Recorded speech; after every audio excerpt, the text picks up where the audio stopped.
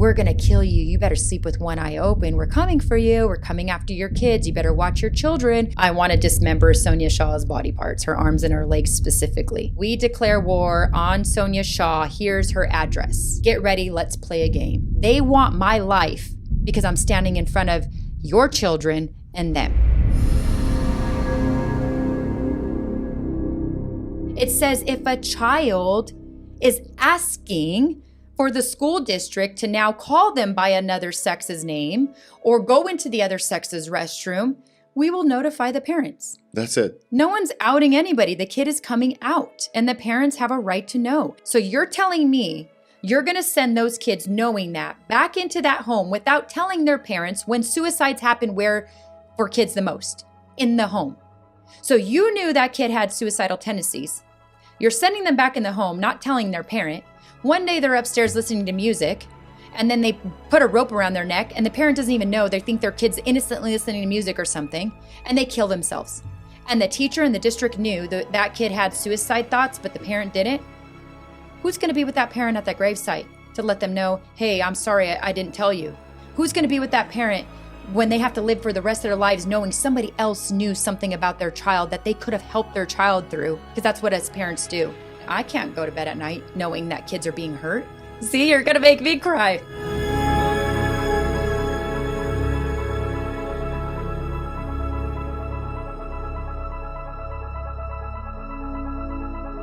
Sonja Shaw is the president of Chino Valley Unified School District Board of Education. She helped Chino Valley to become the first district in the state to adopt a parental notification policy. It requires district staff to inform parents within 3 days if they become aware of a student asking to go by names or pronouns or to use bathrooms that do not match their biological sex. Several more districts, including Murrieta Valley Unified and Temecula Valley Unified in Riverside County, Orange Unified in Orange County, and Rocklin Unified in Placer County, quickly followed suit. Sonja started receiving death threats right after. She faces opposition from mainstream media, Sacramento, and even some parents. Sonja is a godly woman, a mom to 2 teenage girls, and a wife. She is currently in the midst of her biggest battle to date.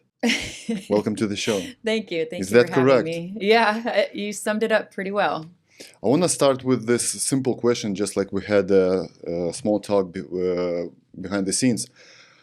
What do you think is the United States' influence to the whole world? How big it is? Well, before listening to you, I didn't think it was as big as it is, right? Like, I know people come here for the dream. They come here for opportunity. They come here, for the freedoms. But I didn't think, other countries are watching us as much as I've continued to hear in conversation with others. Can you take the mic a little bit closer? Yeah. So I'm going to give you an example for you to understand. Imagine you being born and raised here in the US and you listen to Russian music or Chinese music.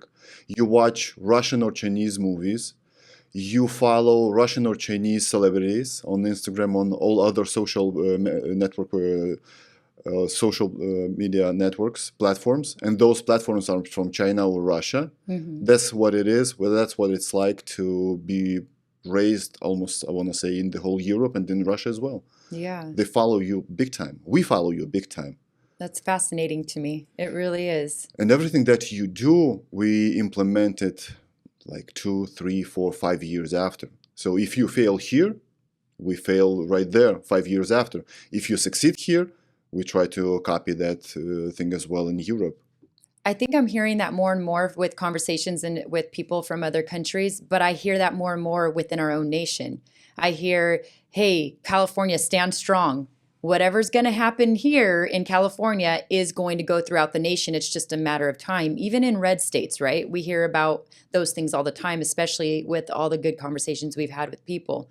So I can see it at a bigger, broader level in the world.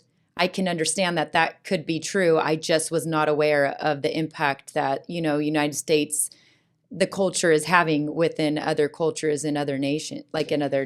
And it's not just state by state. It's not even city by city. It's district by district. Yeah. If you lose, for instance, Chino Valley, then you can lose another district. But if you win Absolutely. here, they see the example. They get the precedent. Then they say, well, if they did it, maybe we can do it as well. Absolutely. And I think that was always the thing, right? A little bit about me is I was never in politics until the shutdown happened. And that's when we were like, why is this happening? Why is this happening? I didn't even really know what the Republican Democrat Party was prior to this, other than what you learn in school. And let's be real, we don't learn very much about that in school. Or we just don't retain that information because we're not using it, you know. And when I found out what was going on, and then the influence that local, you know, politics have in your own daily life, it was mind-blowing to me. And it was like, wow, we're just sitting back doing our regular day-to-day life, trying to get by, trying to put food on the table. But if we don't pay attention, in the meantime, we're in trouble more than what we were, 4 years ago when a lot of us got involved, that were never involved in this.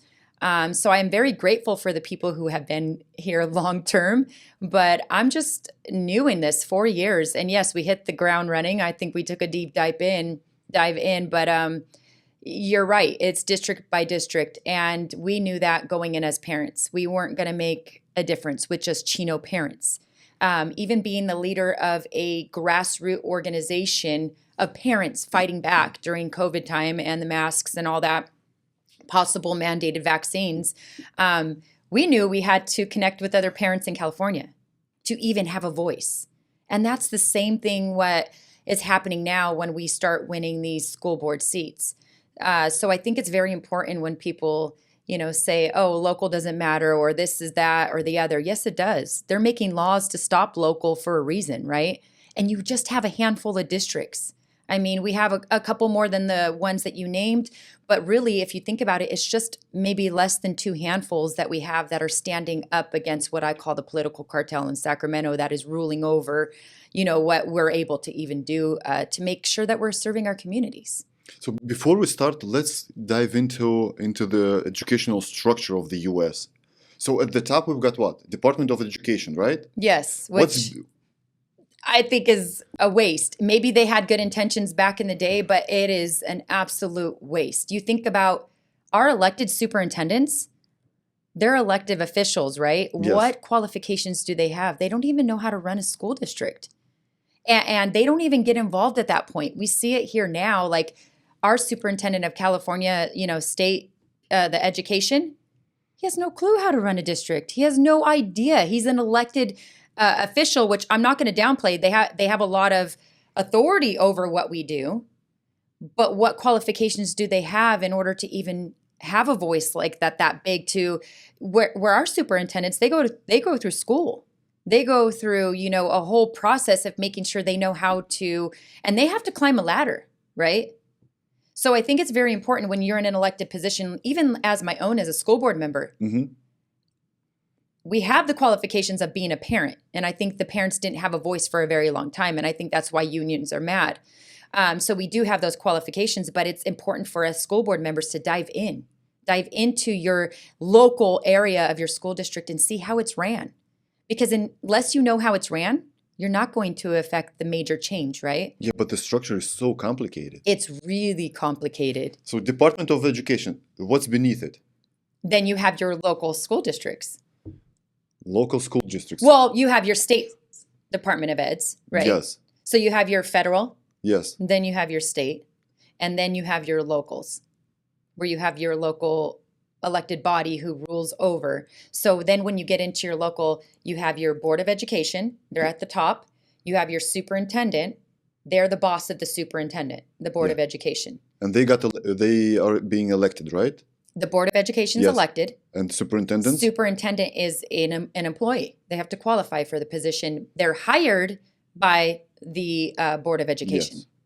Then the superintendent is responsible for carrying the vision of the Board of Education, right? And then he's the one that has the authority over the rest. So you have like the top board, yes, superintendent, then the superintendent is in charge of running that district.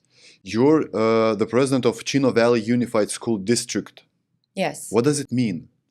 for for regular moms and dads Yeah. that are listening, right? What does it mean? So it means that you sit with the superintendent and you come up with, you of course listen to your other members, right? Say if they have an idea, resolution, whatever, you have to bring it forward. You should.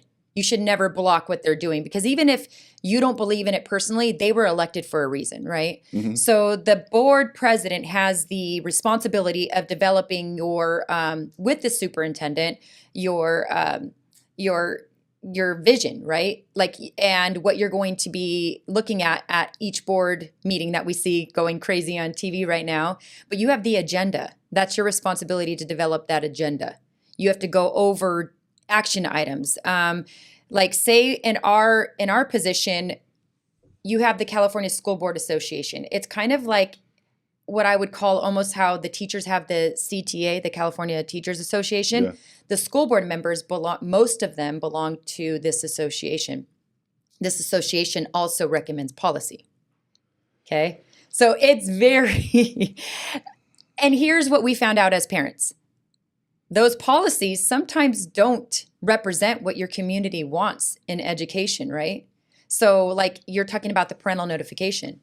Most districts around California have adopted what we call the secret policy that was recommended by the School Board Association. So you have people like myself now that are in these positions, and Temecula, Murrieta, Rocklin, Orange, you had all these board members start to push back on what the California School Board Association is recommending. Because we're like, hold on a second. This doesn't represent what we're doing. This doesn't help education. These are all ideologies and political ideologies to break up the family unit, right? It doesn't make any sense. It doesn't. So you did not bend for children to transition or to call themselves as they want, male, female, turtle, cat, dog, or etc. You just made this thing happen. If a child chooses another name or wants to, for instance, a transition and go to another restroom, the teacher has to call you as a parent and tell you this, right? Well, within 3 days. We didn't put the pressure on the teacher. Yes. We put the pressure back on the admin, and that's always been the admin's responsibility to call the parents when the kid gets anything, right? Like an award, suspended, Yeah. has a record change request. That goes back to admin. So I do want to clear up that, because people say, oh, how could you do that to the teacher, No, we never did that to the teacher. And what's so difficult about it? Some people would say the teacher just needs to be there to teach. They don't want to have that...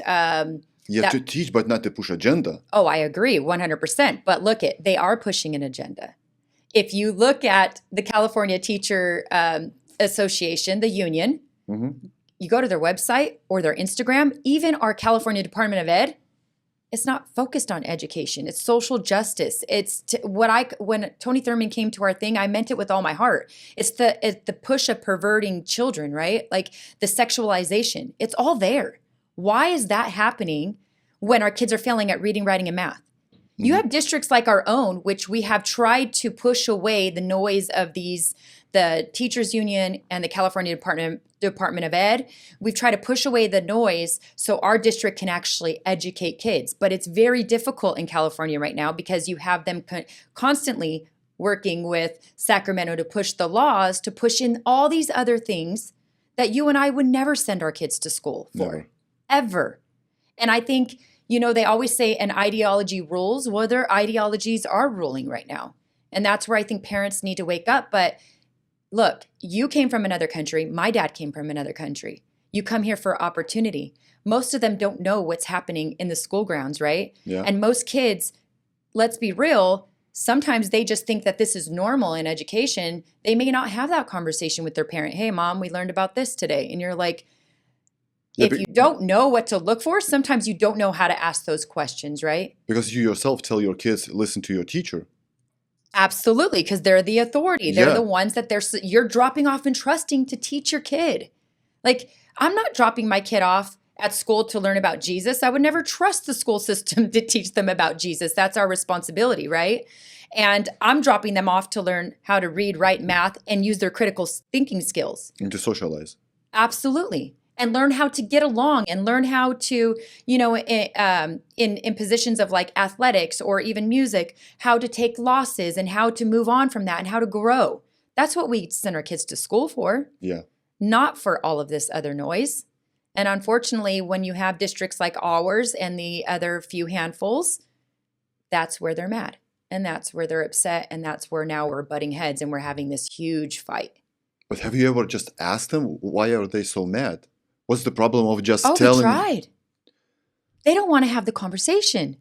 With I've you or- offered, let's sit down. Let's talk. Like, look, if you really care about kids, I'm telling you, I really care about kids. Let's sit down. They don't want those conversations. Do you think they just don't have any arguments? I think that they don't have a good argument, number one. Number two, we're finally on, revealing what their agenda has been on this whole time. Look, if you take control of the kids, the youth, what do you control? The future generation, yeah. And that's what they're doing. If you have control of their minds, you have control of the future. They don't want critical thinkers. They don't want people to push back and have an idea different than theirs. And we see that because every time we try to say something within our constitutional rights and that was built in by our founding fathers, why are we going to the federal court and the federal government should be our last resort. You have people rushing now to the federal government for help. Our system is backwards. It should have never been that way. And now we see that even with people who have not been involved in politics, we're rushing up trying to challenge this stuff in, the federal government. Why? Why, as an elective body, are we told, no, you can't do that if we were within the law, right? Why are we being sued by our own state for an illegal policy that they just turned around now and are trying to make a law to prohibit us from doing it? Why aren't people standing up and saying, hold on a second? I thought Chino Valley and the other districts were being bullied and sued because of an illegal policy, and now we have a bill on the floor being pushed, and they gutted and amended another bill, which is so backwards. I mean, that's not transparency, right? And now they're trying to make it illegal for what we did. Well, what did Bonta and the rest of them just do? And Thurman and the Department of Ed? They just wasted our taxpayer dollars. They just told the state, we as the government will do what we want, pretty much. And we'll make a law then if you don't give up. They thought we would give up. That's the thing. And when you checkmate them in court, this is what their response is now, to go make it illegal. But weren't they suing us for an illegal policy? But if they are all about the transparency, like let's introduce CBDC, right? So we'll keep an eye on all the transactions. Let's get all your data from social media platforms. So that's transparency. So let's get transparency everywhere in all areas. Absolutely. Like, look at my phone, my email is all open to the public because I'm an elected official. Yeah. But when I go to try to get record requests on the Department of Ed, who he's an elected official, I'm told, no, he has protection and we can't give that to you. And parents are told, no, we can't give you those records. Why? That's our taxpayer dollars. That he's an elected official. Why is he not subject to the same things that I'm subject to? We're both elected, right? They're hypocrites. Rules are for thee, but not for me. Thank you. I was just going to say that. It's like the same thing that you had with Facebook, right? So for Meta. the audience, yeah. March 18th, Shaw discovered that when her name is put into search engines for the Meta-owned Facebook and Instagram, a warning message linking her to child sex abuse popped up. The message said, "We think that your search might be associated with child sex abuse, and said searching for such material could lead to imprisonment and other punishments." And I thought it was a joke. I get a text message from, one of the parents that we've been in contact with throughout this whole fight. And they're like, Sonja, I told my friends to go follow you because I did a call of action during that time, right? And I told my friends to go call you. And when they try to search up your name, this is what's happening. And it's blocking them from seeing your profiles.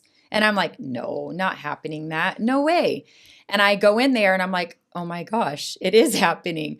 And I giggle right now, but it's not funny. It really is not funny. It's actually it's very damaging. It's very hurtful. It's very eye-opening. Look, if they can't stop you one way, they're going to try every other way. I mean, You have the death threats. You have my address posted everywhere. We declare war on Sonja Shaw. You have Meta, who's huge. How is somebody like me going to sue a company like that? Yeah, and the rhetoric is, we think that your search might be associated with child sex abuse, and But why? searching for such material could lead to imprisonment. And Just searching for that material? Yes, so they're telling people if you search up Sonja Shaw, you could be in prison. What did my profile have on there that flagged that? And I asked the question, fair is fair, right? If you're going to deem me as this, provide me the proof that you did that for what reason? No response. Nothing. They don't care. Nothing. And they get away with it. That's why they know. They know that people like you and me, they can try to silence and scare us, because that's a scary thing. Of course. I have kids. I have a family. My husband is the provider. He has a job. Like, who wants that on their name or record at all? Nobody. And it's sad because they just get away with these things, and they know it. The system is not designed to protect you and I. It's designed to protect them. We see it over and over. But that's crazy that they didn't even respond. No. And we had Liberty Justice Center, which is great. They're amazing. They're actually the ones that are helping us and Chino have a voice to be able to fight the big fight with the policy, right? They're the ones that represented me, and they wouldn't even respond to them. So forget about me. They didn't care about what I said. And, they did it to one other person. And this is where I find it very interesting. You have people in Chino who are pushing against the political design of what's happening, right? And I'm talking about the Democrat Party and the Republican Party, the way it's designed. I'm not saying our party is innocent by any means. Yeah, sure. Actually, to be quite honest, I'm more saddened by what I've seen in our own party, because we have a responsibility. Our party was built on morals and values, right? And you see Nick Wilson, he's running for our assemblyman, and he's running against, his opponents, he was the only conservative. His opponents were all Democrats, or very, very liberal, right? Our Republican Party people who were endorsed were endorsing these liberals and not Nick Wilson, because Nick Wilson won't answer to them. He's like one of us, right? He's one of us normal people who care about the people. Well, when I had told him, hey, look at my name in Meta, is this really happening even when you look?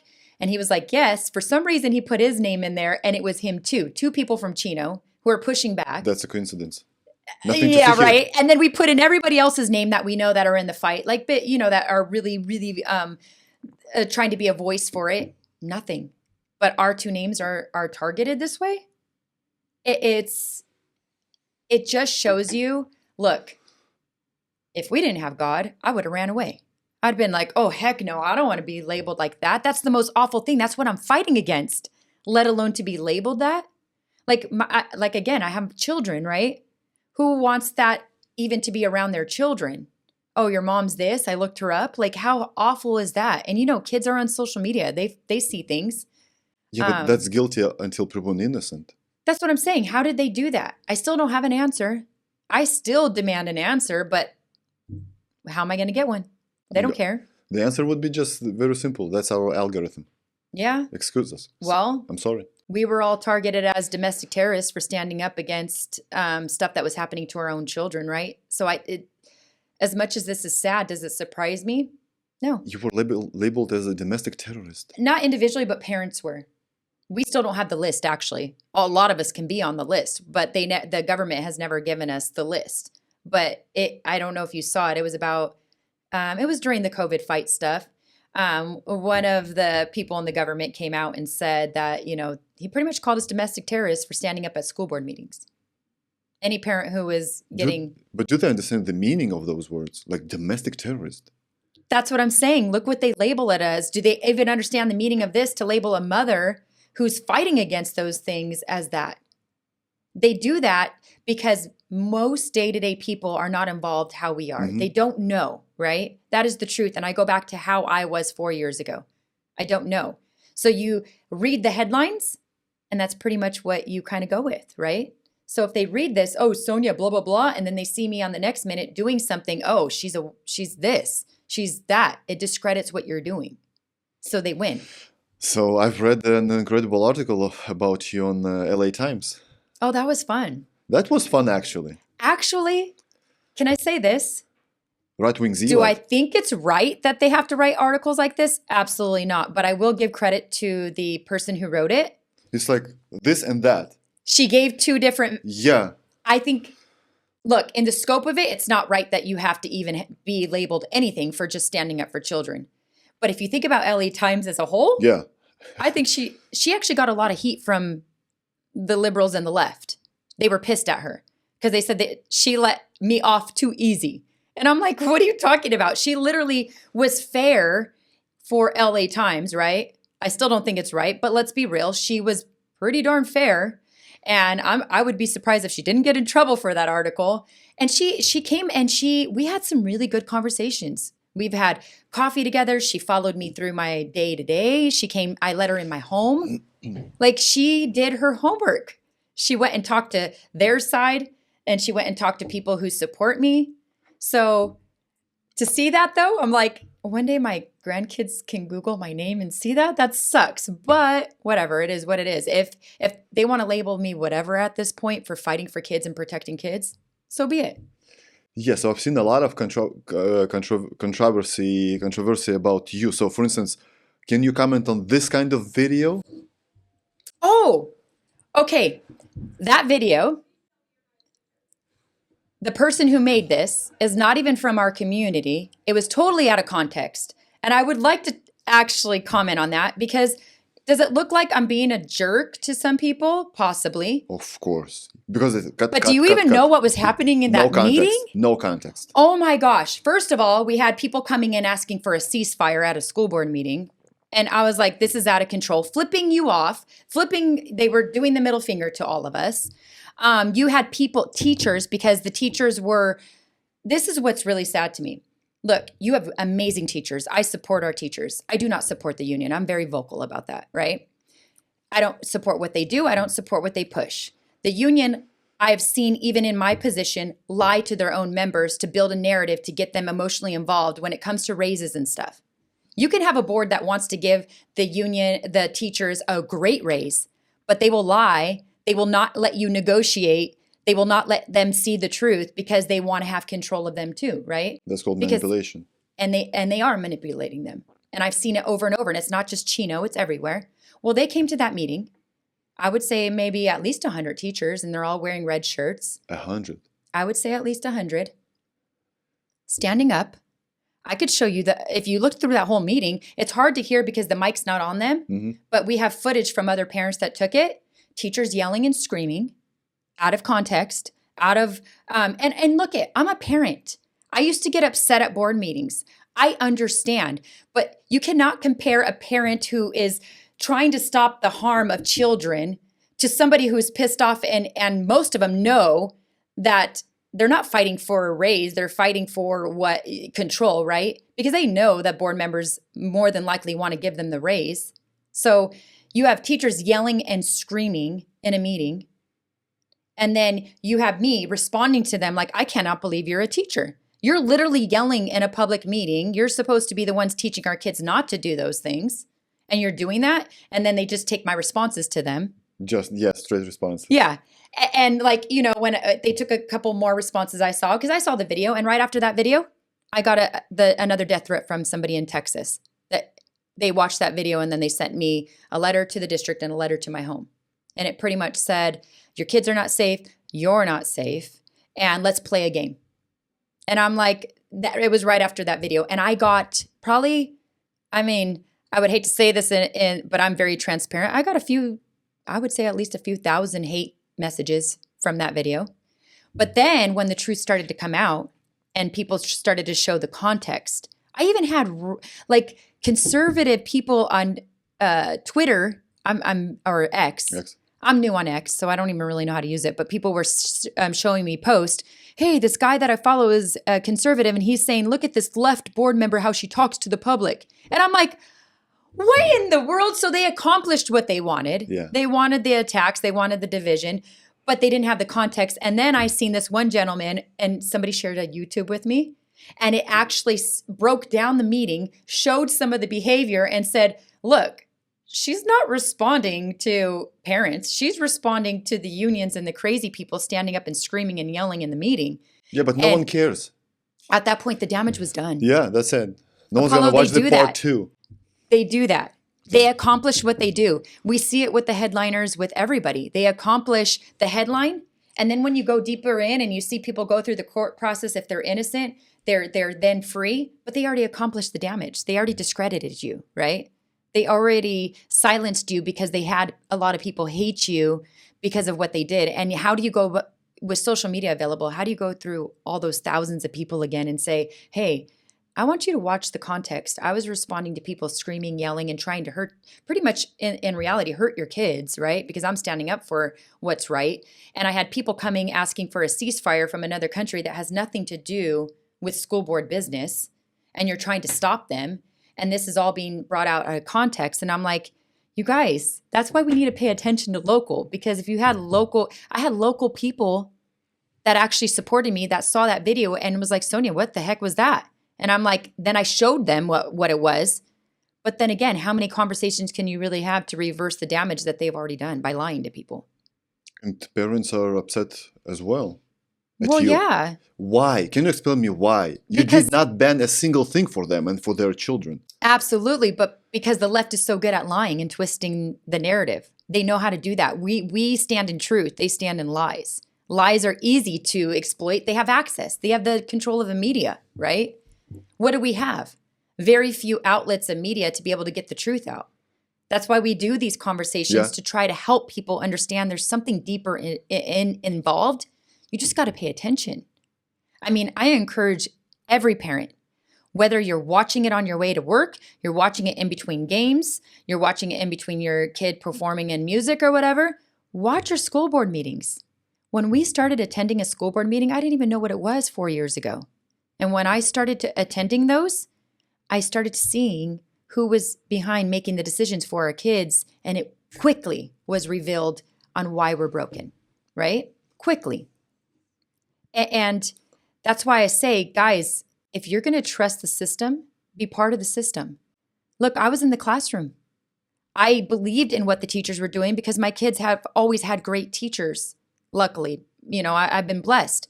I was the PE mom. Before they had funds for PE, I was the art mom because we didn't have, the props that they have now for art. I was the room mom. Any mom they needed, I was in that classroom helping, doing art lessons, this, that, the other.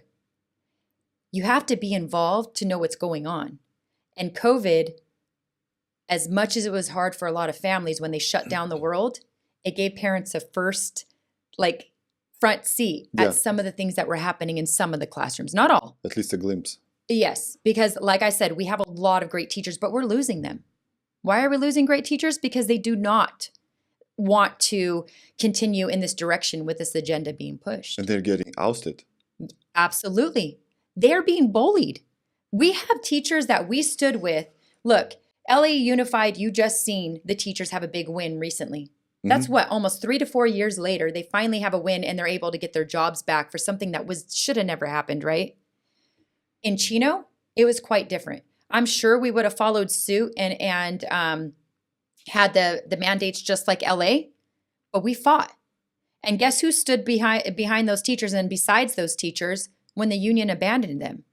It was us parents. We went down to the health department when everybody's pointing fingers. Me and another mom one day, and I'm not saying just me and one mom, we're backed by other moms and dads, right? With the support of them, we went down to our local health department because our school district kept saying it's the local health department requiring us to do this, right? And we went down there because the person would never answer their emails. They would never call us back. We went into there. First of all, we served them a bunch of tort claims. I don't know if you know what a tort claim is. We learned what it was because we did it to our own district. You fill out this form and it's pretty much you're telling your government that they damaged you and what damages they have done to you. So we set up a table at a local restaurant and we said, do you feel your child's being damaged by the mandates of masks or whatever it may be after the whole world was back to normal? Let's be real. And they were still doing this to the children. We got one night, a stack this big. We went down to the risk management in our Department of Health. And very nice gentleman, but we said, this is not personal, but we're going to serve this to you until we get the whole entire county of parents We'll come back every day. I'll drive here, take 40 minutes, and we're going to come and serve you every day because we know even if you deny these claims, you're still going to tie up the system, and we're going to send the message that if you break our kids, you break our families, we're going to break your system, right? And we did that the first time. Then we went over to the director's office, and that's the person who would never call us back. And we said, can we sit in the seat until he comes because he's in a meeting? And I said, is it illegal to sit here and wait for him? No. And they're looking at us like, Illegal? well, I didn't know if they were going to kick us out or whatever, right? I'm like, can we sit here? Is it legal? Because obviously this guy won't call us back. And they were like, oh, he's not here, trying to shoo us away. At least we felt they were. The front desk was. And so we sat in that couch in the waiting room, and we saw him walking in because, we did our homework. And we right away called him out and we said, hey, we would like to talk to you. He went in the office, talked to the front receptionist, then comes out, and he had about, I would say, a good 45-minute conversation. And we said, the real crisis is the mental health crisis you're now creating on our kids. And if you don't do something, we're going to make sure that we come after you guys. I would say within 48 hours, there was a notice by the county saying it's not their directive, it's not their command. It's now the state's command, and they're not doing that to the district. So they release themselves of any pretty much liability, right? Destination But Sacramento. that's what it takes. We have to be involved. We have to do those things, and we have to think outside the box. Look, we're critical thinkers. That's what we went to school and learned, right? How to learn and how to fight for our own rights. Your family, my dad, they came here for freedom and to have their family have opportunities. How are we going to have opportunities if we continue to allow the government to control us? We can't do that. Yeah, but Sonja, hear me out. So inflation goes through the roof, right? Yes. You have to, in one household, both parents have to work. Absolutely. Overtimes. Absolutely. Physically, mentally, if you watch the news, even in the US, absolutely, you're going crazy. Right now, Russian warships are right to Florida. Yeah. You're going nuts. Yeah. And at the same time, you have to go to local school board meetings. Okay, Apollo, I get what you're saying. I will be honest, me and my family are in debt right now. I had to stop my business. I didn't have the energy to fight that and still be a full-time mom and have a part-time business. I was a small business owner for many years because I wanted to be a full-time mom, but I knew we needed both incomes, right? So I designed a fitness business with a partner to train moms before my kids even got up. I mean, we subleased from somebody. I was up at 4 a.m. You make it work, right? But here's what I do say. At that point, can everybody do that? Is everybody willing to get in this much debt, especially when we're fighting the good fight? No, but we can't afford not to not do that either. Because look, you're accumulating daily debt by not even having to be a school board member, right? Fighting the fight. So if one of us doesn't do something, then we're in trouble. But the thing that you can do as a normal day-to-day person, if you can't go to that meeting, get to the voting polls. We cannot keep using that excuse that, election fraud. Yes, there is election fraud, but guess what? We still win seats. We hold them accountable. When you turn in your ballot harvest. We can ballot harvest, right? I don't like ballot harvesting, but let's beat them at their game till they make it illegal and you show your ID to vote, right? So we can ballot harvest. Your ballot gets mailed to you. A parent has no excuse not to turn that in. Track it. How long does it take you to track? Make sure it gets there. And when it doesn't, raise the roof and say, hey, my ballot I have a tracker. Where is it? Why isn't it getting counted? You get what I'm saying? Like, we can't keep using this excuse that, it's election fraud. There's no point, blah, blah, blah. Well, if there's no point, how did somebody like me get into the position? They didn't want me in there. The person I ran against with the union's money, if you add her money and the union's money, $150,000 for a school board campaign. Okay. Me, the mom, was not supposed to win that person who's deeply tied, who had funding even from people in the White House and Meta who attacked me. I'm not putting any blame, but come on, let's connect the dots here. Sure. You have a mother who's never had any political backing, doesn't have any political experience, but what did I have? I had the community. I get chills and it brings tears to my eyes because we're an example of how it can happen. We had the community, we had the moms, we had the dads, we had the grandmas and the grandpas. While they paid for mailers to go to those homes every single day, which we could not compete with, we had parents, including myself, walking and knocking any minutes they can give us a day. I would tell you right now, we had people all day, every day for those 2 months of that campaign when it really matters, knocking and walking and telling a story. That person was hiring their walkers and knockers. Now you tell me if a grandma shows up and says, hey, can you please vote for Sonja? This is why. Or that person has a college student showing up. Hey, can you vote for this person? Oh, why? Oh, I don't know. I'm paid. I get $20 an hour to come do this.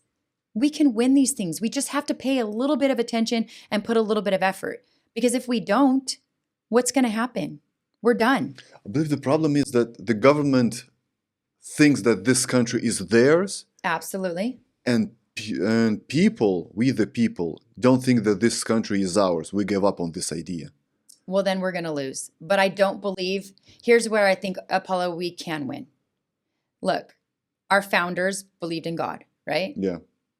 United States, even you from another country, what is the United States known for as a Christian nation, right? We can't get rid of those roots. But what we can do is ignite the Christians, the people who have morals and values, to let them know, like, stop taking a sideline seat. You were always told political is not, biblical, blah, blah, blah. They were lied to because they wanted to be, the enemy wanted to oppress them, right? You do have an obligation, a moral obligation. This is the family. We see the government breaking up the families constantly with what they're pushing. If we wake up our Christian brothers and sisters, the truth is, even people of faith, they can be Sikhs. I have a mother who's one of my best friends. She's Sikh. I have another person who I fight alongside, Bill Aselli. He's Muslim, right? You have all these people of faith. That's what the United States is. It's a pot of faith. Yes. Like, if you wake up our brothers and sisters who have faith, we can win. We just have to let them know, like, stop giving up and giving in. You're allowing the enemy just to take over. And at what point I can't go to bed at night knowing that kids are being hurt. I can't go to bed at night seeing things and videos of when my friends are going to the border and seeing children with their own eyes being trafficked and taken from the border, and our government is not doing anything, and we stand here and just be quiet and silent. Like, the same thing is happening through the school system. Think about it. They want your kids. You see community schools. You see Becerra over there telling school board members like myself, when I first get in, let me in. We want clinics on the campuses. They want housing on campuses of schools. What is that? What for? That's what's coming next, the community schools. Why? Because they want control of these kids. You see laws being passed if a parent doesn't affirm the gender of a child, that if they want to change it, that they can have their kid taken away. You see the law last year, I think it was, adopted parents, unless they affirm gender, they can't adopt a kid. Like, you don't see them all. Like, look, I get the normal day-to-day person is not going to know because they're not involved at that level, but get people who you trust to fight the good fight and support them. Don't beat them up the minute that the left puts out a fake, a video showing no context, because that's what happens too. You know it. You see it, right? And then what does it do to people like me? It's exactly designed to do what they want it to do, defeat us, make us feel like we don't have the support. But we can't do that. And I think if we continue in our prayer and who we actually serve, which is God, I think we have a chance. We really do. I mean, I see it. But they serve a God as well, just the They different do. God. But whose God wins? It takes time. Okay, for God, Apollo. for our God, for Jesus Christ, 100 years is like nothing. But for us, it's a lifetime. You're right. But look it. I'm going to say this. Sometimes in my heart of heart, I have peace with knowing that this is being exposed, right? To wake us up, to have us come to God. I've had so many beautiful conversations with people saying, the only thing at this point, Sonja, I'm in debt. We're losing this. We're losing our house. We're losing this. They never gave their lives to God before that moment. They're now saying, the only thing I have to turn to is God. Because there's nothing So left. maybe this is designed to just reveal things, because God does allow things to be revealed. So we wake up and we fight the good fight. We're obedient, but also people through our obedience are able to see what is happening, and they're able to, like, look, we're supposed to go out and make disciples, right? Yeah.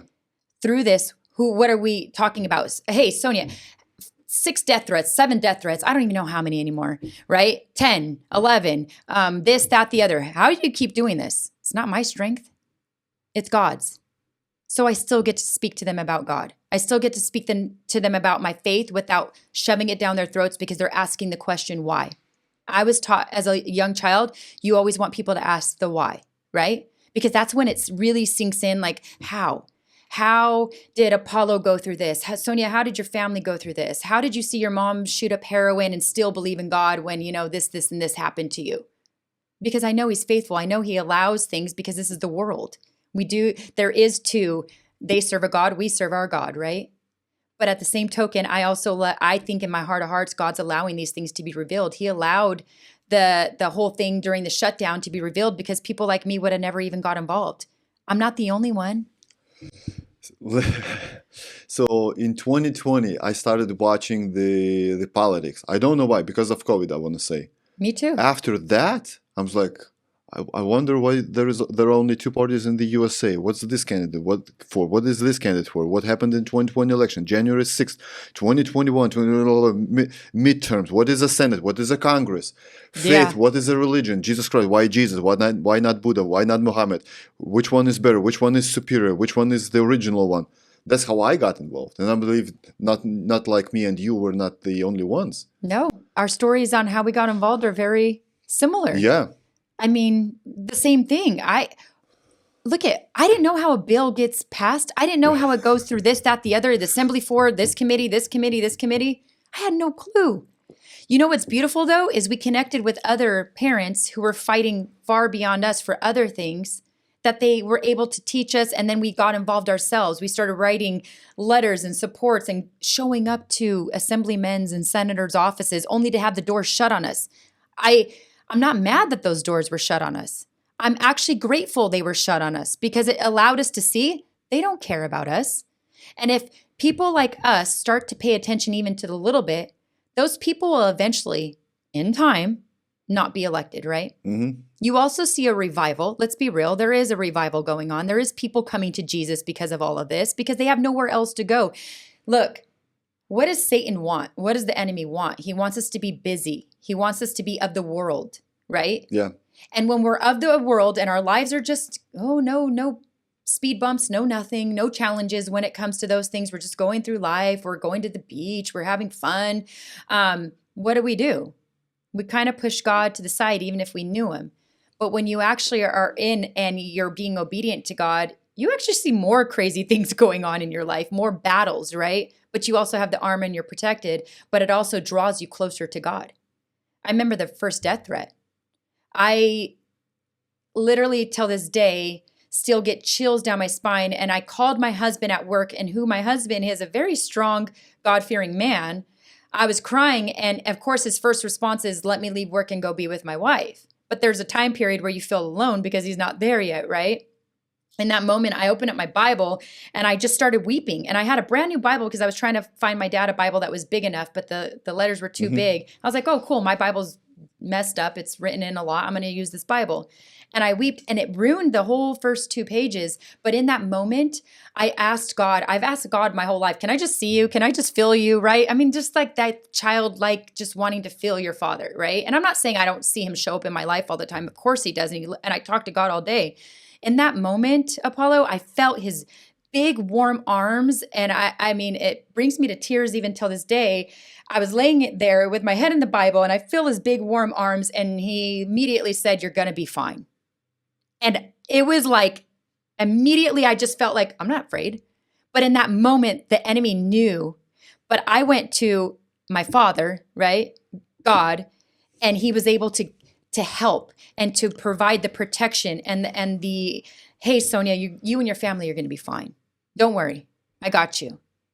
I mean, no amount of security cameras, no amount of guns in my home can ever make me feel the way that I felt when God said, Sonja, I got you. Keep going. Right? I know exactly what you mean, because so I have hard times here as an immigrant as well. And I got this picture. I saw this picture on the internet, I want to say last summer, and I just saved it to my device.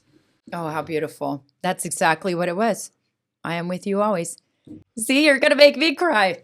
And that's exactly how I felt. Look, I was weeping. I was crying. And here was God just over me, just like in this picture. Can you send me that picture later? Sure. Have you ever had a conversation with those parents that say you're doing the wrong thing? Yes, we try. What are their arguments? Like, what do you do wrong according to them? Well, it's very interesting because some of them will claim that you're taking parents' rights away. And I'm like, how if I'm putting it back on your plate? Like, it honestly, they don't have a good argument. Like, I went into an interview recently and I knew the station was going to be biased against our views, right? But I feel like, look, I will go into those because if you just provide the truth and one person is able to hear it, that one person can go and spread the message, right? Yeah. So I go into those things happily. I like them better than, sometimes talking to somebody with the same views because you have that opportunity.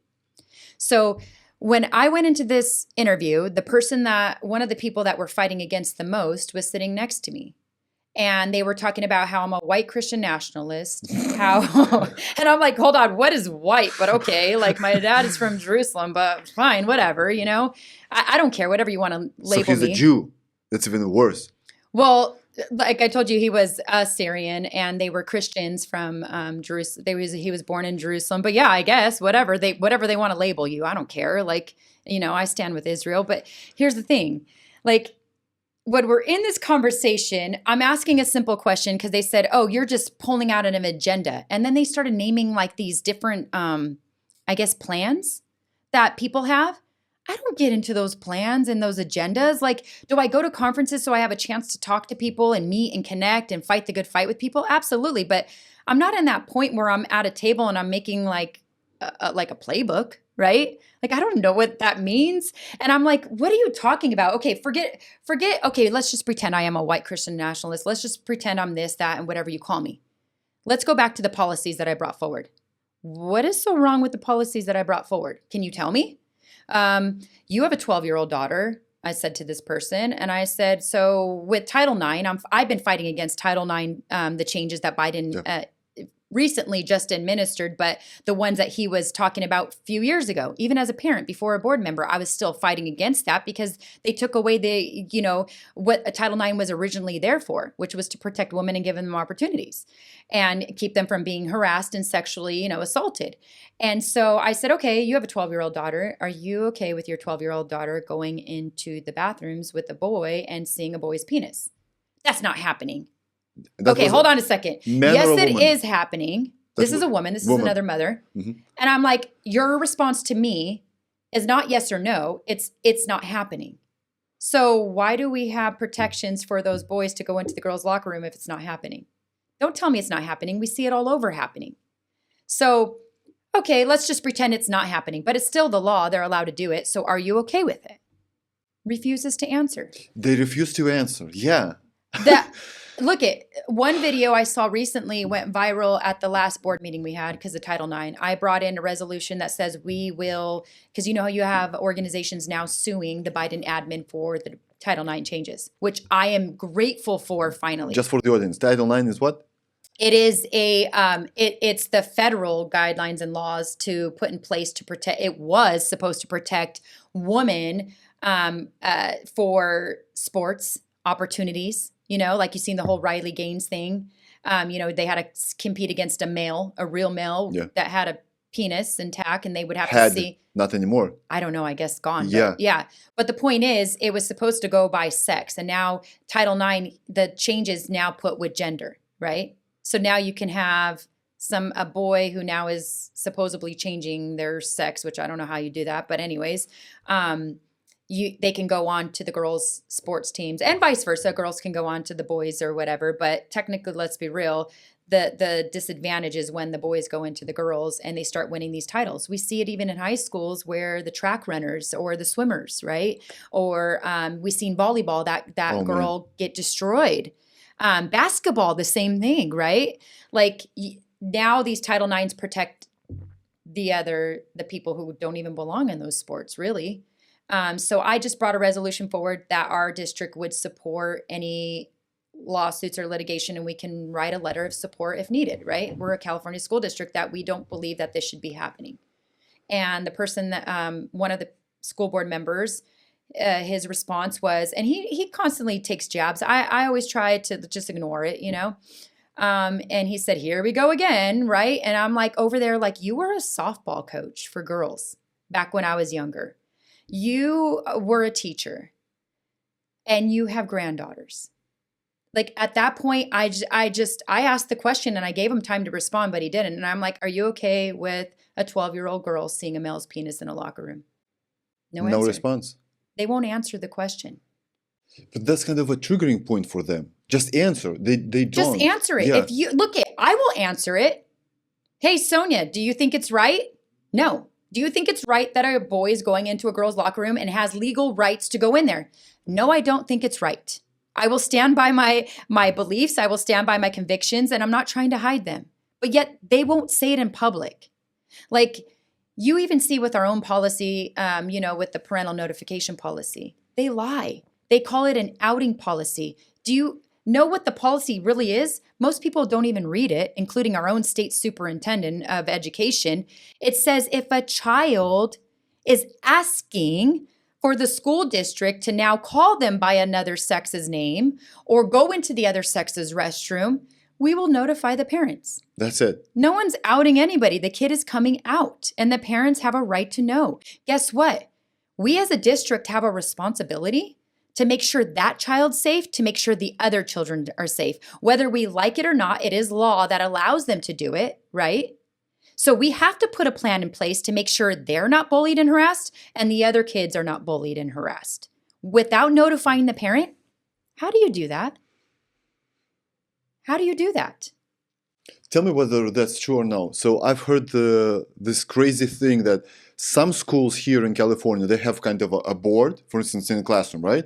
And they have, for instance, Apollo. If a teacher calls my parents or my parents call a teacher, they call me Apollo. But in a classroom, they call me, if I say I'm Lisa. Is that true? So that is true, and that's what we were saying. Parents have a right to know if the kid is changing their name because that's an unofficial record change, and we believe that parents have a constitutional right to know the official and unofficial record changes of their own child. Why in the world would we not notify the parent? And how does it even work, Apollo? Look, a parent has a right to go into the classroom. Let's just say mom got the day off, right? And she's going to show up because she just wants to go help or she wants to go see her kid in, learning or whatever. Whatever her reasons are, she or the dad or the grandma or grandpa, whoever the guardian is, has a right to go in there. What's going to happen when that parent goes in there?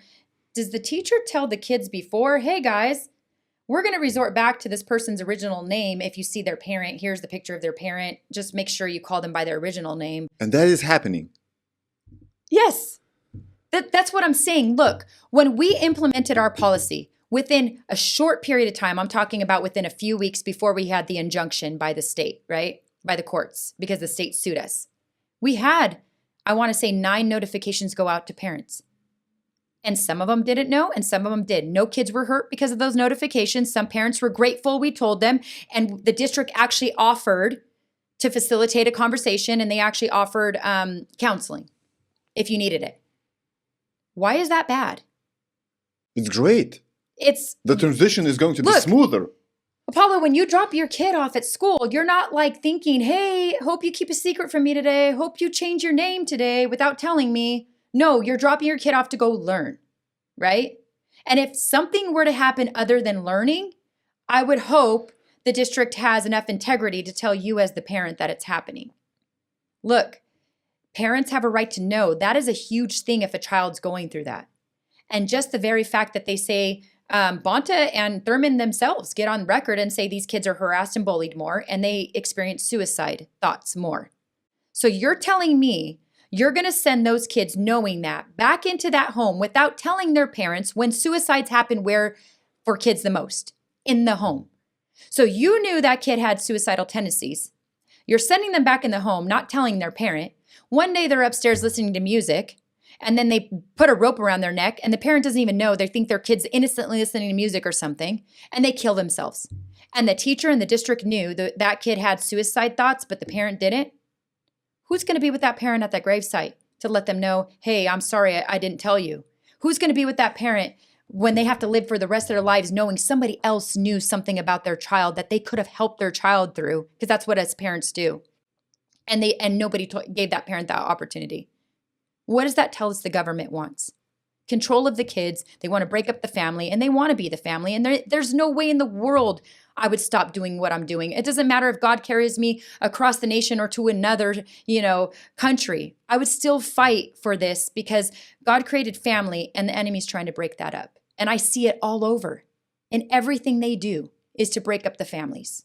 But isn't it the system and the school itself that brings those kind of thoughts to a child and being depressed? So here's what I do say. You have some schools and teachers who are focused on the right thing, which is educating. And then you have other ones who are focused on indoctrination and ideologies. And that is the truth. People are going to hate me or love me for saying the truth. You have some teachers who want to teach and they're like, no way in the world are people teaching this in schools. Mm-hmm. And I'll go back to saying, yes, they are. Look at the laws. Look what they want us to bring into curriculum. Look at what the unions put on their website on how to decorate your classroom. I challenge every parent listening right now, go on the CTA website, put classroom decorations in the search bar on the CTA website. They'll tell you how to decorate your classroom. How? Social justice stuff. Go look at it. It's insane. It's absolutely mind-blowing. I have screenshots. I'll send it to you later because maybe you want to see some of it. Because some of it, it goes in and out or whatever. You even go to their social media. Look at our Department of Education for California's social media. Look at Tony Thurman, our state superintendent's social media. You tell me where that is focused on education. It's all his personal beliefs. It's all his ideologies. And it's crazy because then you have parents like myself trying to run for these positions to challenge that and eliminate that noise so our districts can actually do what they're designed to do, which is teach, right? And they're having all these challenges and all these roadblocks. When we put that policy forward, they tied up our staff with all these different bullying tactics with, record requests, this, that, the other, asking for this, asking for that, because they were looking for something to pin people like me with hate or whatever it may be. If they found something, you don't think after this many, 2 years and now being a school board member, they would have broadcasted it everywhere? There's no hate. We do with love. We want to give the parents the opportunity. Do I believe that there's bad parents? Absolutely. Of course. But there's systems in place to help that child if that's discovered. Is that not correct? Because I think it is. I mean, I was one of those children that was in a position, me and my siblings, in a very bad position. But guess what? My family was still given the rights that they had to be able to direct the upbringing of me and my siblings. Like, I even go back to when my mom passed away. We were then put with my dad after being in foster care for a little bit.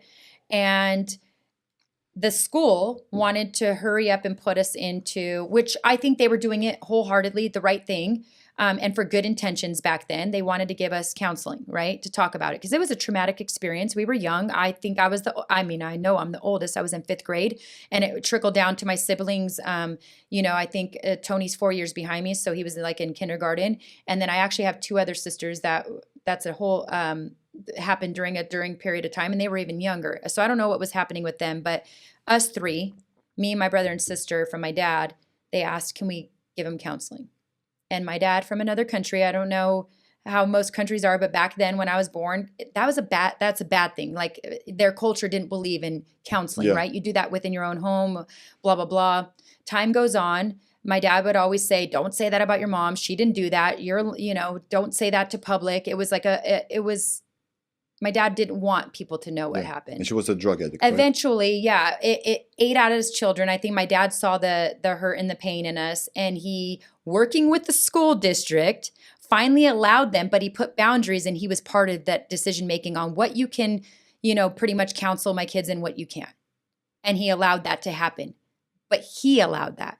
Whether we needed it on day 1 or we got it on day 15, my dad was part of the process, right? And I think that's very important because my dad is the one seeing us and he's the one up, in the upbringing of us. And I'm grateful he took the opportunity from the school district, but he was also given that right to do it or not, right? And that's where we need to still let parents, they have a constitutional right in the upbringing of their children. We have to allow that to happen. Why would we ever allow the government to parent your child unless the parent is now deemed unfit? I get that. That's when the government steps in. That's when you have foster care and everything else. But at the same token, a lot of these systems are not put in place to actually help the child succeed. I'm a product of a lot of those things and I've seen it firsthand. So I can kind of, talk on those experiences.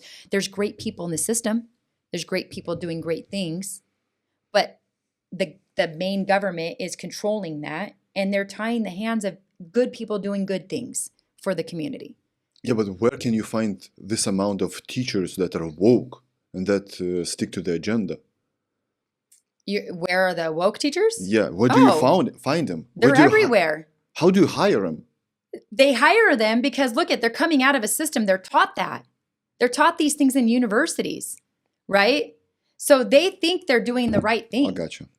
But in the end, you're losing a lot of our good teachers. And actually, even our newer potential teachers, they don't want to sign up for what they're seeing right now. I've had conversations with kids who graduated and want to be a teacher originally. Mm-hmm. And now they're saying, no way do I want to be part of that. Like, fix the system, and then I'll want to maybe think about doing that. Like, I still even tell my girls, like, you know, a teacher would probably be a great job because you can be a full-time mother. You know, when your kids get older, you can now be your schedule would work with being a mom still, right? Because you're at school with the kids or whatever. But of course, you know, we see an exodus going into homeschool, which I'm a big supporter of, because even though I'm in the public school system, look, they say we're destroying the public school system. We're trying to save it. If we don't do something, it is going to go down the drain, and it already is. You see a decline, right? You see a decline. You see parents who don't even believe in themselves to be homeschooling moms. They're taking, or dads or grandmas or grandpas, they're taking the risk because the risk of putting them into the system is way too high right now. There's no trust. They broke the trust. You have people like myself and other school board members and parents trying to change that. But like you said, it's going to take time. It's a huge challenge, and it's not going to be fixed overnight because it wasn't broken overnight. This was a long time coming. So percentage-wise, how many people homeschool? Like 3%? I would say it's low like that, but I see it growing. I even see, you know, community, because I'm in some community mom like groups, and they're like, I'm pulling our kids out, right? Because I've even had moms say like, hey, I'm going to put my kids back in. I'm taking them out of private school. I'm going to put them back in, you know, the school district. And I'm like, hold on a second. Look at what's happening. As much as our school district is, I think the majority of our people are amazing, and I believe in what their vision is, their hands are still being tied. Look at what the system is designed to do right now. Look what they're pushing in curriculum. Look how they're changing. Look at the math that they're trying to come up with right now. It's bizarre. It's not to teach. What exactly? I'll send you a link on the new math that's being talked about, but it's absolutely crazy because it's almost like a social justice math system that's being brought in. And it's like, come on, guys, we already did the whole, our Common Core math, and we've seen how that's working, right? So now you're going to bring in another thing? Or what about reading and writing? Yeah, but math are just numbers. How can they Apollo, implement the social justice? They're bringing in some stuff. I'm going to send you some links because that's a whole new topic I think we should have a longer conversation about. Because even with Common Core math, do I think there's things behind Common Core math that are great? Yeah, because it's teaching kids to think outside the box a little bit. But there's also some stuff that's really broken, and we see it in our testing, right? Our kids are still failing. They're not meeting standards. Apollo, did you know that like when I dive in deeper, I find out like our district is one of the only ones that requires kids to have at least a 2.0 to graduate in California. There's not very many districts. At least. Apollo, we're letting kids graduate pretty much not doing great. They're barely meeting standards if they're meeting standards. That means we're failing our children. We're failing our future leaders. Why aren't we focused on that? Look, the more you take parents out of the picture, the less focused it is going to be on education, right? And that's where I think we need to stand firm on. You take us parents out, we don't have a voice. We've seen what happens when we try to run for those positions and have a voice at the table. They don't like it, right? We're not bought. That's the problem. We're not bought. We're not bought by a party. We're not bought by a union. We're not bought by big organizations. We're actually just people who care about our community, and they don't like that. Why? Why is it so bad to have a mother at the table at a school board? Why are they fighting so bad, calling me uneducated because I didn't go to college, calling me this, calling me that? And I'm like, well, that's why we have the educated people qualified in those positions to do that. But we also have a voice at the table to know that we want to free up districts, right? To be able to actually educate, not have all these requirements that they're trying to push down. Ideologies, again, I'll go back to that belongs in the home, right? Right. What you teach your kid and what I teach my kid at home, that's our ideologies that we're bringing in. That's our values, that's our morals, or there in some families maybe lack of. We can't control that. But that's why you need community. For instance, if in my community I know maths, right? Yeah. But I have no idea how to teach foreign languages. But you, for instance, speak French, so you can teach my kid and other communities' kids French. That's what they're afraid of. But look if you go back to the history of even like homeschool kids, I remember me and my husband, I'll take his cousins for example. Those moms are rock stars. They homeschooled their kids from day one. They were homeschooled kids. We still joke till this day because I would always say, oh my gosh, your kids are going to grow up with no social skills. Yes. Your kids are going to grow up with this and blah, blah, blah. We would joke with them, but in a like kind of serious way. And they would joke back like your kids are going to be indoctrinated, blah, blah, blah, right? Gratefully, our kids do have a good foundation at home. And I'm more like, for me, I believe if my kids were unsafe, just like during that time of shutdown, I pulled my kids out, right? And then when I felt like it was safe, okay, cool. Because I also believe I equip my kids to be light as well, salt and light, right? But go back to the cousins. We would make fun of them from homeschooling. Their kids are so social, so smart. They are critical thinkers. They are independent thinkers. And I think that's a beautiful testimony to their homeschool programs. They get with other kids. They go on field trips. They actually learn. Like I was able to go speak in our own community in Chino to a homeschool, what they call pods, right? And I was able to teach talk to the kids about my experience in local government. Those kids are brilliant, and I loved having the conversation with them. They knew how to ask questions. They were curious. Like it was a beautiful thing. Like, and to me, that was representation that even in towns like ours, where we have a district who we're trying to allow to do the right thing, there's still pods, there's still parents, and it's growing. And I think until we fix the public education system, I encourage parents to do that. It sucks saying that out loud. But I also see the dangers more than other parents, right? People put me in that position because I do my homework. I go and have these conversations. I go research. I go look. I go read the curriculums. I go see what's the Department of Ed is trying to push down. Yeah, but at the same time, you have no time to see how is Kim Kardashian doing. Oh, I don't care about that. How can you not? Look, I don't even know. You waste all your time. We're going to have more of those kinds of people if we don't try to, have real leaders in our communities as well. And that's what we're trying to have is real leaders, real leadership. Sonja, two things. So when I meet, I don't want to brag back, but when I meet here other friends and families of ours, right? And they have kids just like ours. Our son is like 4 to 5 years old. Yeah. They go to a kindergarten or they go to school already. And they spend a lot of time there at school. Then they do whatever they want at home. I don't know, maybe the iPad, the TV. I don't care. I don't know. And what I do with my kid and what my wife does is we spend all our time like together. Yeah. He's always with us. So what I've noticed is the difference in the vocabulary. The amount of words that my son understands and knows and implements while he's talking to his friends, and their vocabulary is like 2 to 3 times bigger than theirs. Because he's utilizing what he's learning. Yes, and he's always with the grown-up, not with the kids. Like, that's what they do. Yeah. And the second thing is, so I have graduated school in Lithuania, 12th grade, 12 years in school. Okay. From 8 to 3 to 4. Okay. 12 years. Then 3 years in college, learning business. Oh, wow. 3 years from 8 to 4. So in total, 15 years. Yeah. Only afterwards, I understand, I can only imagine what could I learn in 15 years. Mm-hmm. 8 hours a day.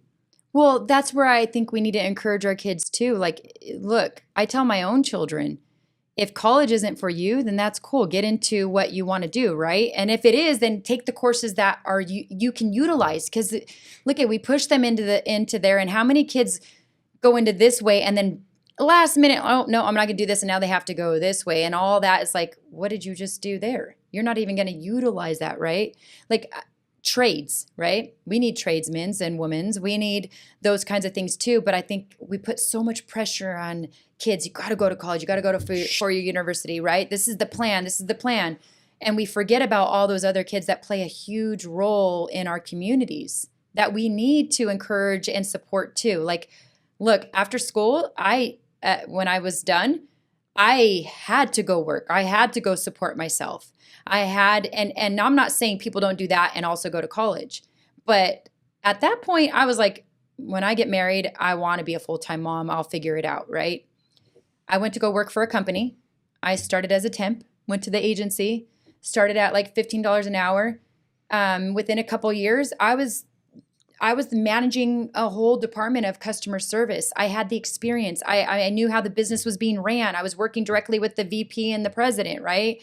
And I was working with big builders, and it was amazing, but I never had the college experience to do that, but I had the work experience, and you had the heart and the drive, and you learn. And I think that's where we're kind of failing people too. We're not saying, okay, well, this person doesn't want to be a doctor, a lawyer, those obviously we need to go through the schooling. They want to be in management. Okay, what is the tools? Let's start giving our kids the tools on how, James, what are you going to be? Oh, I want to be a manager of a company or whatever, business. Okay, well, this is what you kind of need. And you see some districts, I'll even go back to our own, we are good at trying to provide that now. But it's just starting for a lot of districts. And I think that's where we're failing kids too. But within your situation with homeschooling your child, you're hearing him, seeing him, and you're also giving him tools to eventually get to where he wants to, right? And he may have to take some courses or college, or maybe even have to go to a university, of course. But he's also learning how to be independent. He's learning how to think. He's learning how to, when you get into problems, right? And that's where I think sometimes we're failing our kids too. We're not allowing them to learn and go through those things. And it's so fast paced. And my mother-in-law was a teacher.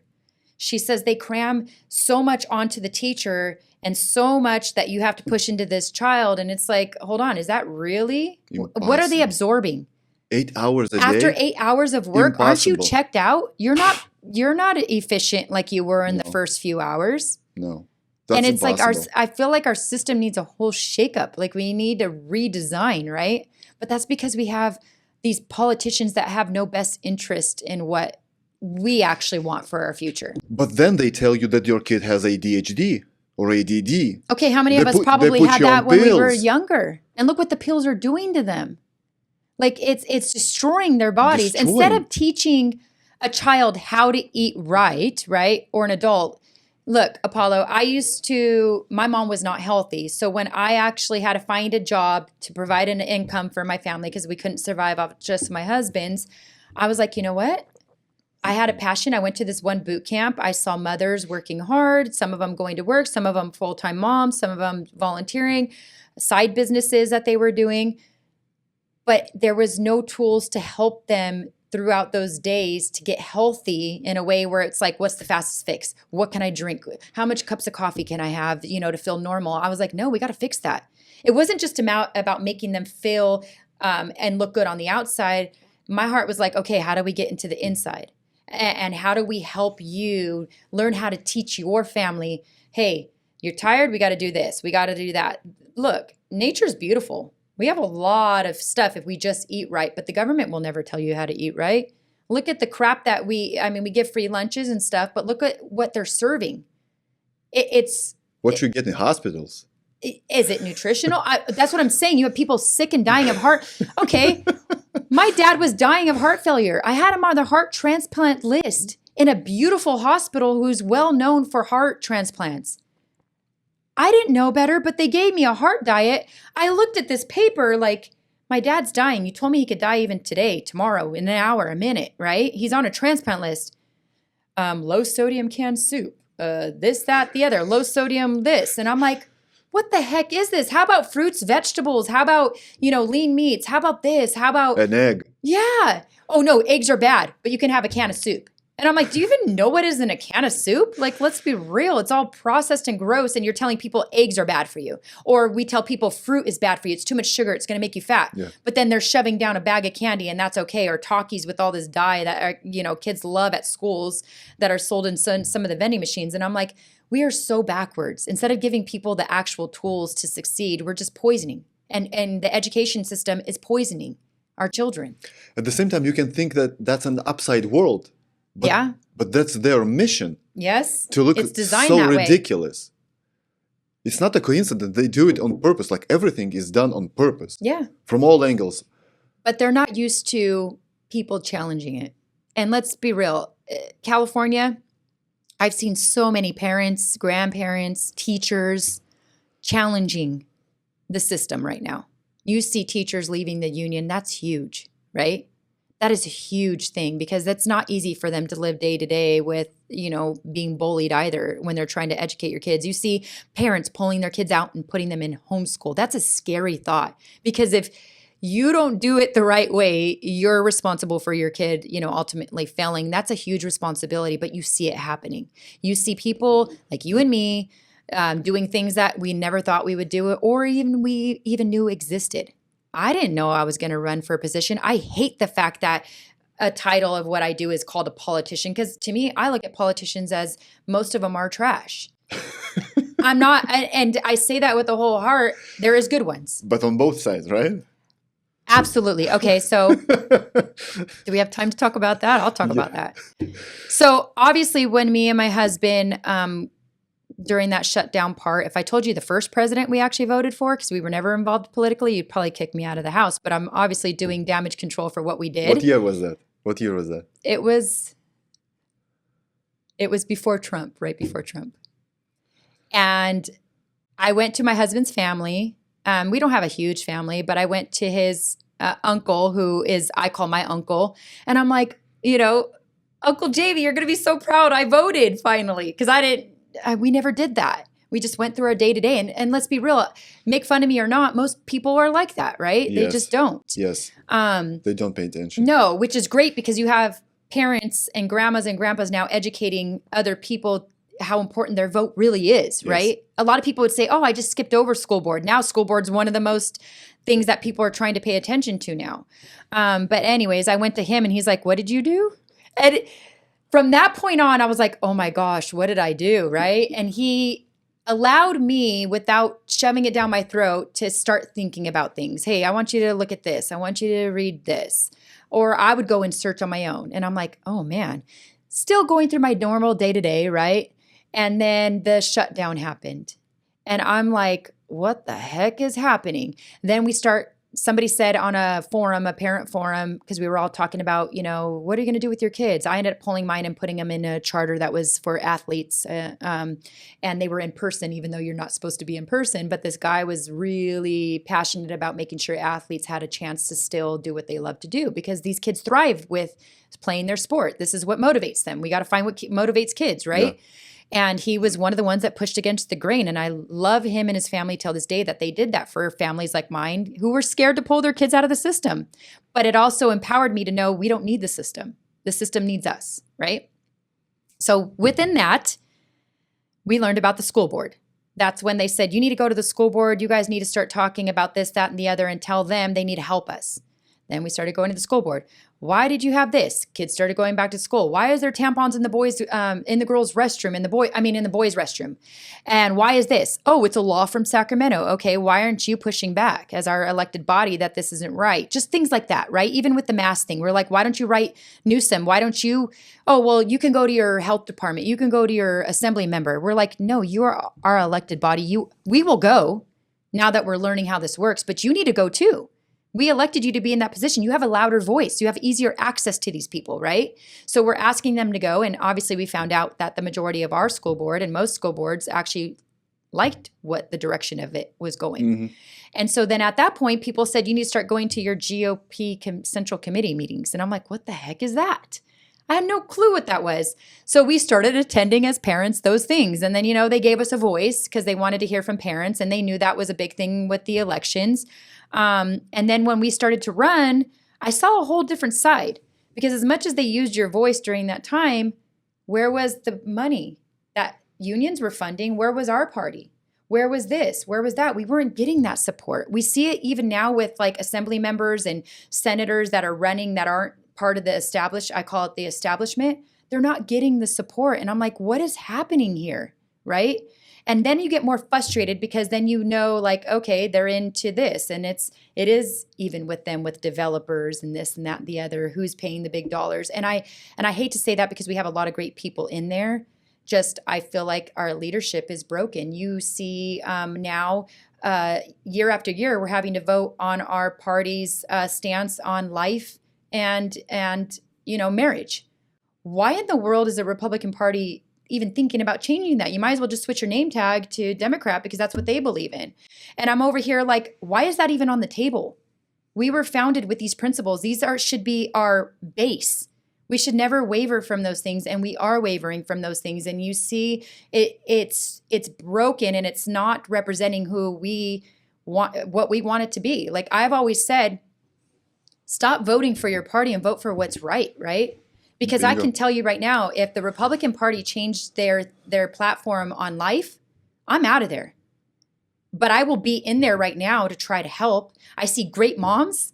Even in LA County recently, they ran for those delegate seats to have a voice. How beautiful is that? Those moms are amazing and they're doing amazing work. That's what we need to do because our party is broken. It does not represent the majority. We have great people in there, but it does not represent the majority. I've seen the evils myself, and I can't get into too many details because, it gets really ugly the deeper you dive into it. You don't have a party. That's a uniparty. You don't have any. I think what you're saying and what I see, it's the bird, and these are this side of the feather, and this is this side of the feather. Yes. But we need to change that, Apollo, because look, the system is designed for the two parties. So what do? Opposing each other. Like opposing. Yes. And look, in California, you have a super majority of one party, so you have no room for negotiation, right? Which in a perfect republic, you have two parties being able to come together and compromise for the best of their people. Right now, you don't have that because our own people are compromising their own values. That is the truth. And that means we need to take those seats. Just like when us parents stood in front of those board members and we said, now we're done. We're going to come and we're going to take those seats. And we said it out loud and we took those seats. We took the majorities. We did it in, Temecula, Murrieta, Orange, Chino, Rocklin. You have other districts that are doing it now, San Diego. You have different districts that parents are coming to the table and we're taking those seats. Well, guess what's next? Now you need to go to your city councils. Now you need to go to your senators and your assemblymen. So what if they tell you that they're not going to back you up and they're not going to fund you? We have a chance to spread the message. So you want to tell me that California is super blue? I don't think so. That's exactly what I was about to say. I do not think so. I think our representatives are, because I see our own people doing some crazy things just to try to make a deal. And you're like, no, if you stood strong and you took a stance, like, look, we have one of our assembly members who took a stance on the parental notification, right? Bill Aselli. If you took that stance, how many people now are aware of it because of the stance you took? Look at with the child trafficking that happened recently. They wouldn't hold those criminals responsible for trafficking children. How many people finally said, oh, that's the line, that's the hill that I die on? Because that person, that I think that one was Shannon Grove, that elected representative took a stance, even though they knew they weren't going to make a deal. When you take a stance, you get normal day-to-day people out of their holes, out of their lives, and it shakes them up to their core, because when it comes to protecting children, that is the hill that many of us will die on. And that's the hill that many of us will come to the table and say, I'm going to run for that elected position. Look, it's not easy. There's going to be defeats, but with defeats, there's also beauty, because you have people coming together. You have people now being aware of the situation. It is a dark, dark world if you do not have visibility, right? You don't have the light. And without the light, you need those people in the front line that are willing to just say, you know what, this is wrong. I'm not going to get the vote. I'm not going to, look, we might lose this lawsuit. We're going to challenge it, right? But we're going to do the right thing. And when you do the right thing, you have people like you and me, Apollo, grandmas and grandpas, good teachers saying, I'm not going to leave this profession because there's hope. And the hope comes from God, giving us the courage to stand up and say enough is enough. Our children are worth the fight. Look, threaten my life. That's a reminder to the public when that goes into a headline, school board member threatened, somebody wants to dismember their body parts, that they want my life because I'm standing in front of your children and them. Amen. Why else would they want my life? That means you need to start standing in front of your children and them too. And I think that's what's happening. I see it. Is it going to take time? Absolutely. But I see the hope of people coming together still. Let's talk about your security and safety. So you've got multiple threats. Yes. Like what? So once again, imagine a regular housewife or a working mom is watching this video and she's like, she has no idea what kind of threats did you get. I think it's really important to remember too, I'm not a career politician. I never got into politics. So remember when I say this, a normal day-to-day person getting a death threat, that is a scary thing, right? Because we don't have the protection like, how, some other people in elected positions have. They have, Capitol Police or this, that, the other. I'm not saying it's right, but we don't have that. Mm-hmm. We're just local elected officials, moms and dads. Well, when we passed the parental notification policy, the very next day, our secretary at the school district gets a phone call and says, I want to dismember Sonja Shaw's body parts, her arms and her legs specifically. I get a phone call from our... I'm laughing because it's not funny, but your facial expressions are like tripping me out. I get a phone call from our superintendent. Hey, Mrs. Shaw, I got to talk to you about something. And I'm thinking, oh, we're getting sued. I don't know. What is it? We got a phone call and the police are on their way to talk to you. Someone called in and said they want to dismember your body parts. And I'm like, oh, that's when it hit me, right? That was the first one. And then my district cell phone, which I still have a hard time powering that sucker on, because in that district cell phone, I had multiple messages with people changing their voice to like a demon evil voice. Like, we're going to kill you. You better sleep with one eye open. We're coming for you. We're coming after your kids. You better watch your children. Multiple messages like that. Right? So give them straight to the police. Our department is great. They actually did an arrest and held somebody accountable. But there's a lot of people that got loose. I had emails coming in saying, you're going to effing die. And point of reference, pet your Yorkie in your lab for me. Like trying to tell me they know or they see me or they see what I have in my home, right? Things like that. They get away with that because they're not directly saying, I'm going to kill you. They're saying you're going to effing die. That can mean anything. But our system, again, it's not set up to protect people like myself, right? You had people that are associated themselves with the Antifa putting on social media, we declare war on Sonja Shaw. Here's her address. No joke. And then I had letters sent into my own home. You're not safe. Your children is not. Your children are not safe. They said your daughter's not safe. And get ready. Let's play a game. Stuff like that. I've gotten, multiple name calling, and that's all that happens every day. Just even yesterday, I had 3 messages because I went on Fox News and said something. I was commending a child who stood up, and when he shouldn't have to, right? A kid standing up, and I was like congratulating that we have actually future leaders in there. And I got like 3 hate messages. You B word, you C word is the best. Their favorite word is a C word. 4 letters. Yeah, and those things are daily, but the death threats, they roll in and they randomly roll in. But do you actually believe them?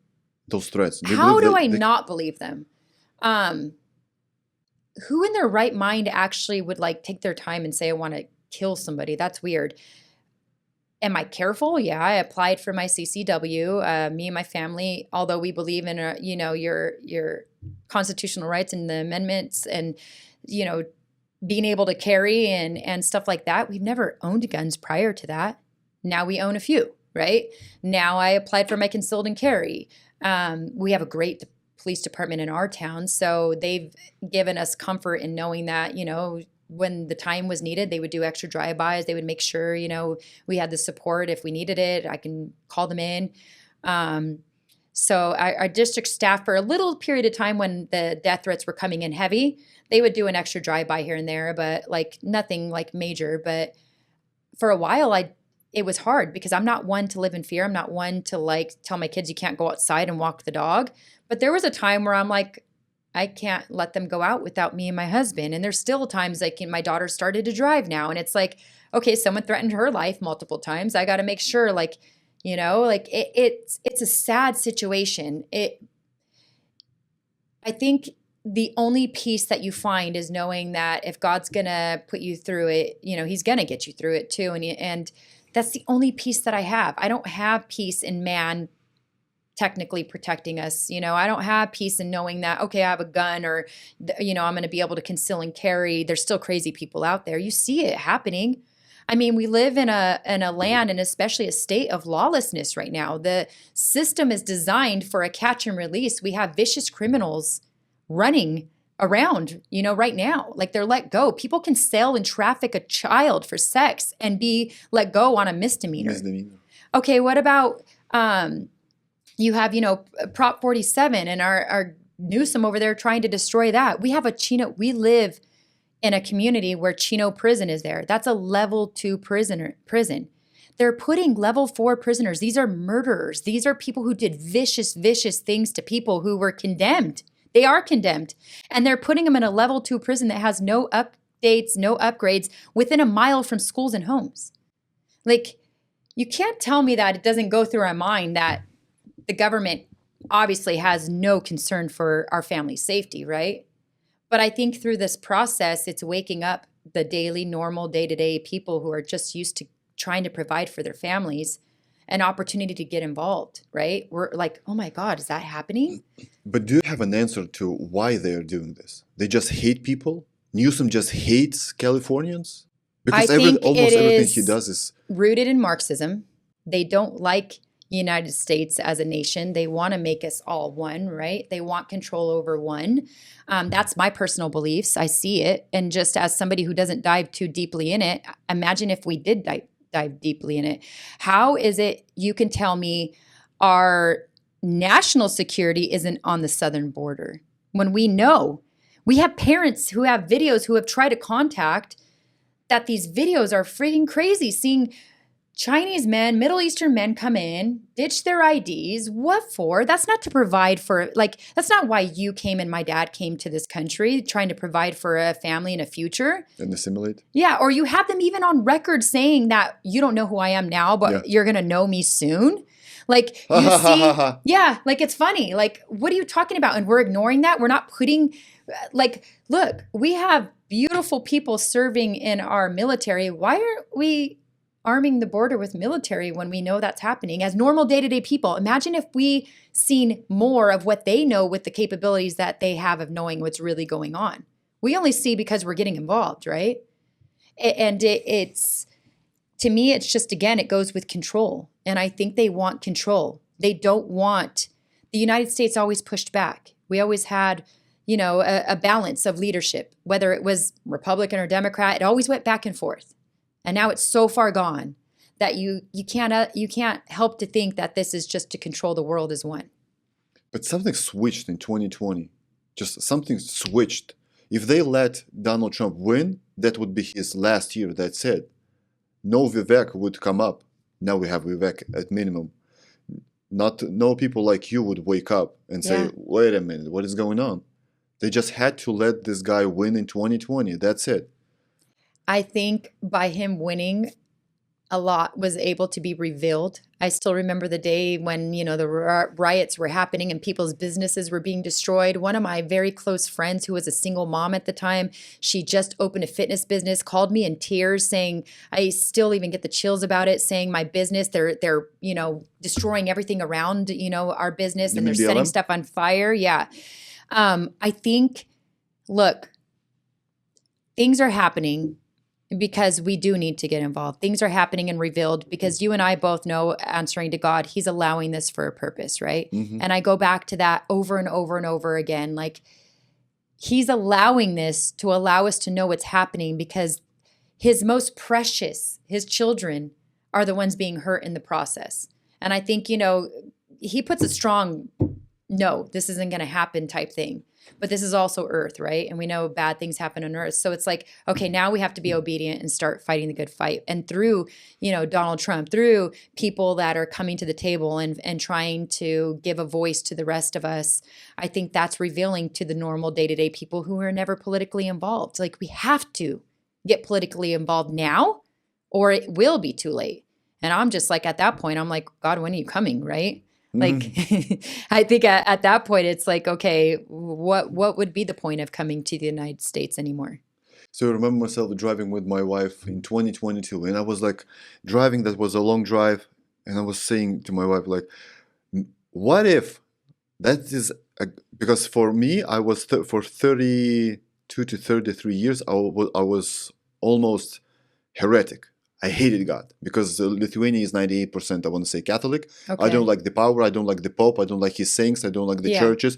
I don't like that you're always guilty. Every time you go to a church. You didn't like religion. I didn't like religion at all. Yes. But in my mind, religion is God. Yes. But that's the enemy causing the confusion. Bingo. So in 2020, I'm saying this to my wife. What if this is the God's plan for me to show, oh, you hate me? You don't like me, you don't love me, you don't know who Jesus is. This is the world you're going to live in without God. Do you like it? And I was like, no, I don't. I really don't like it. So once we got to the US, I went to a church and it was like, these are pastors with the t-shirts, with the jacket, with the jeans, no authorities. Pope is not an authority to you. You sing, you worship God in a different way. A pastor can have family. These are regular people. And it's the churches not is just like, yeah, so maybe religion can be this. And then I dismantle some kind of a religion from God. A relationship. That's a relationship. That's it. And I think we need to remind ourselves too, people are the church, right? Yes. People do hurtful things. When someone from the church does a hurtful thing, that's not God, that's people. That's people. And we have to remember that. Like, we can't abandon our relationship with God because people hurt us. And that's where I think it gets really muddy and people forget about their relationship. Then they go back to the religion. Oh, I don't like Christians. They're this, or they're hateful, or blah, blah, blah. And it's like, okay, people are hateful in all different walks of life, right? Like, we've talked about that with teachers. We have good teachers, bad teachers. We have good parents, bad parents. We have good Republicans, bad Republicans. We even have good Democrats, bad Democrats. Amen. We have good of everything and bad, but people we're sinful, right? And we know that. And people are going to hurt people. I mean, it is what it is. It's the world. But when we have that relationship with God, that's who we go to. That's who we say, God, I'm hurt by this person and what they did. And then that's when the healing comes in, because you're allowing that relationship between you and God, and not that, oh, I'm, this, and I went through all these levels, or I did this, or I did that. It's not about your good deeds at the end of the day. God wants the relationship with you. Now, your obedience is important, but the good deeds will come because you're being obedient, right? You're not going to get, I don't know, at least in my opinion, you're not being rewarded for your good deeds. God is loving you because you're his creation. Yes, you're his daughter, you're his son. And at the end of the day, that relationship, and that's what I teach my kids, like, look, there's going to be days we can't go to church. That doesn't mean Jesus is mad. Talk to him. It doesn't have to be an organized prayer. Like, I make a joke sometimes. People probably think I'm crazy driving because I'm talking. Now people have AirPods, so they probably think you're talking in your AirPod, but I'm talking to Jesus all day. And it's not like this formal conversation. It's like, Lord, Dad, help. I need you. I can't do this. Or sometimes crying, or just thankful. Like, oh my gosh, thank you, Jesus, for, doing that, or bringing us together, or for allowing that to happen. Like that's what he wants. He wants us. Amen. I do it all the time. Just in my head. Thank you for the just amazing out of weather. nowhere. Yesterday we went to Malibu. Thank you for this opportunity to go to the Malibu. And we forget to be thankful. In the thankful is where it gives you that encouragement and hope. Because look, if we go day to day and we're not thankful for the house, the food, even if the food is, we can't buy this, that, the other. If we're not thankful that we have a beautiful family and our health, or even, the pets sometimes, or just even being able to go to the park, like, we take those for granted. Yeah. And that's where we lose our hope and our faith, because we're now trying to find fulfillment in the world. And I think if we go back to being grateful, it'll help fuel us in being obedient with God too. Because, he wants us. He wants to hear us. He wants us to be vulnerable. Those are the times that we get closest to him and we feel him, right? Those are the times where I'm the most vulnerable, is the most times that I absorb so much from his teachings. Like, I even tell my kids, like, worship music, the enemy hates it. Yeah. Look, I know that most people don't like Alexa, but she works for God in our house. I'm like, Alexa, play worship music. Like when we leave the house, there's so much spiritual attack. We have to be prepared. We have to use the things that, are given to us to be able to fight the good fight and just feel that joy and that hope. Like being here today, I found myself getting frustrated for a 2-hour drive. And then I'm thinking, oh my gosh, I get to go meet with somebody 2 hours away that is a brother in Christ and who believes in the same thing, who came from another country. Sonja, stop complaining about your 2-hour drive, right? Like we have to be grateful for these opportunities because this is where beautiful things happen. God's calling us for this time. Amen. And people hating on religion and they think that that's God. It's like the same thing when people mess with the personalities. People cannot like you, yes. but they cannot not like your policies. Yes. People don't like Trump, but yes. you cannot like his policies. You vote for policies. Apollo, you are so right, because I have our very own people. Oh, you're too aggressive sometimes. And I'm like, I can respect that you say that. But look, if I have a vicious animal in front of my family, I'm not going to be like, oh, please don't hurt us. No, you got to show some authority with that. And you can't just back down. Like, is there a time and place? Absolutely. But we're also I consider myself like, send me in with the person that hates me the most. If they really want to have a conversation, let's have a conversation. But they don't want to, and you know that.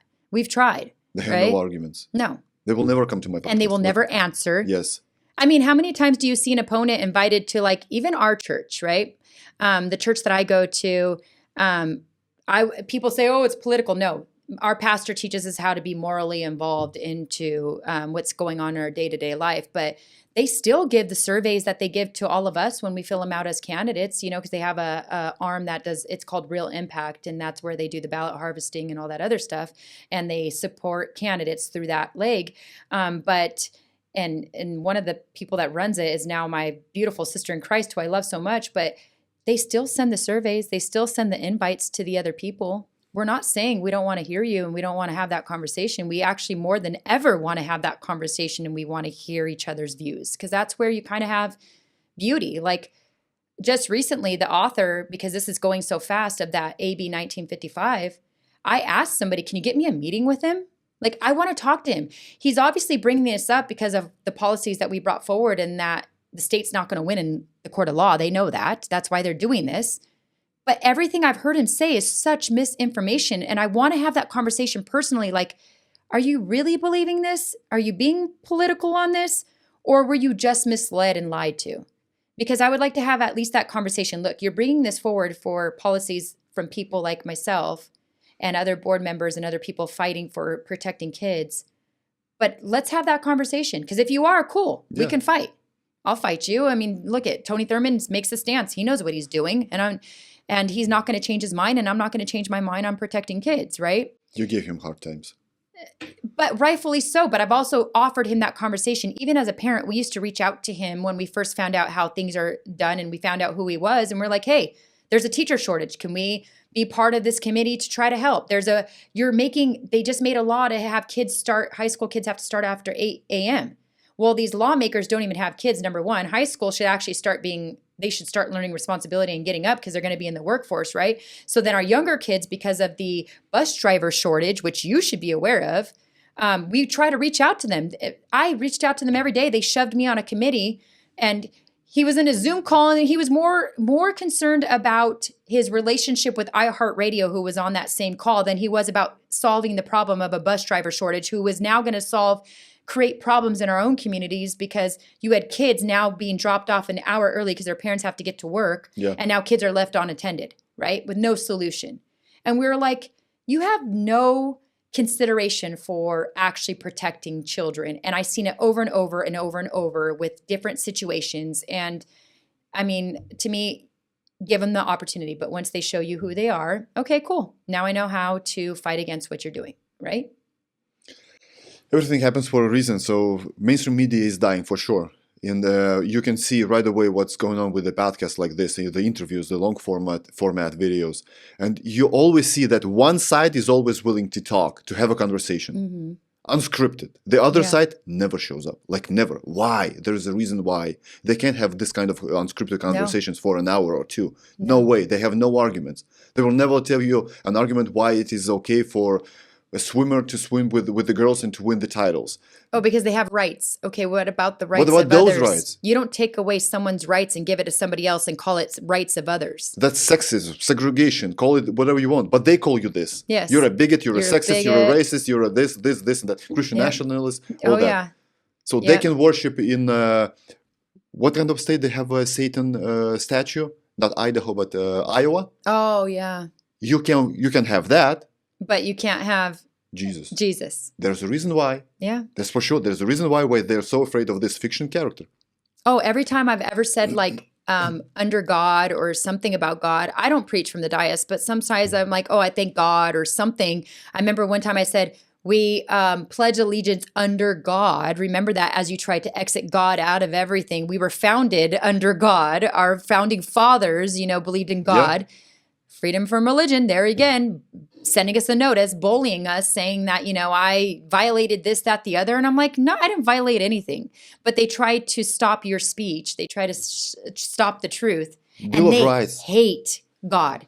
They hate God. It's not that they don't believe in God. They hate God. Yeah. They know who God is. There's a reason. Mm-hmm. It's like showing the cross to a vampire. Like, no way. But that breaks my heart too, because it's like, those are people, and I pray for them too. Because it's like, I don't know. You're probably the same. I want to think everybody that we come in contact with, we're going to have, fellowship time in heaven one day. Like, you don't ever want to think that somebody's turning their back, but there's those people too that literally serve Satan. And that's what's really kind of creepy in a way, because that is their God that they serve, right? Like we know Satan exists, but we definitely don't serve him.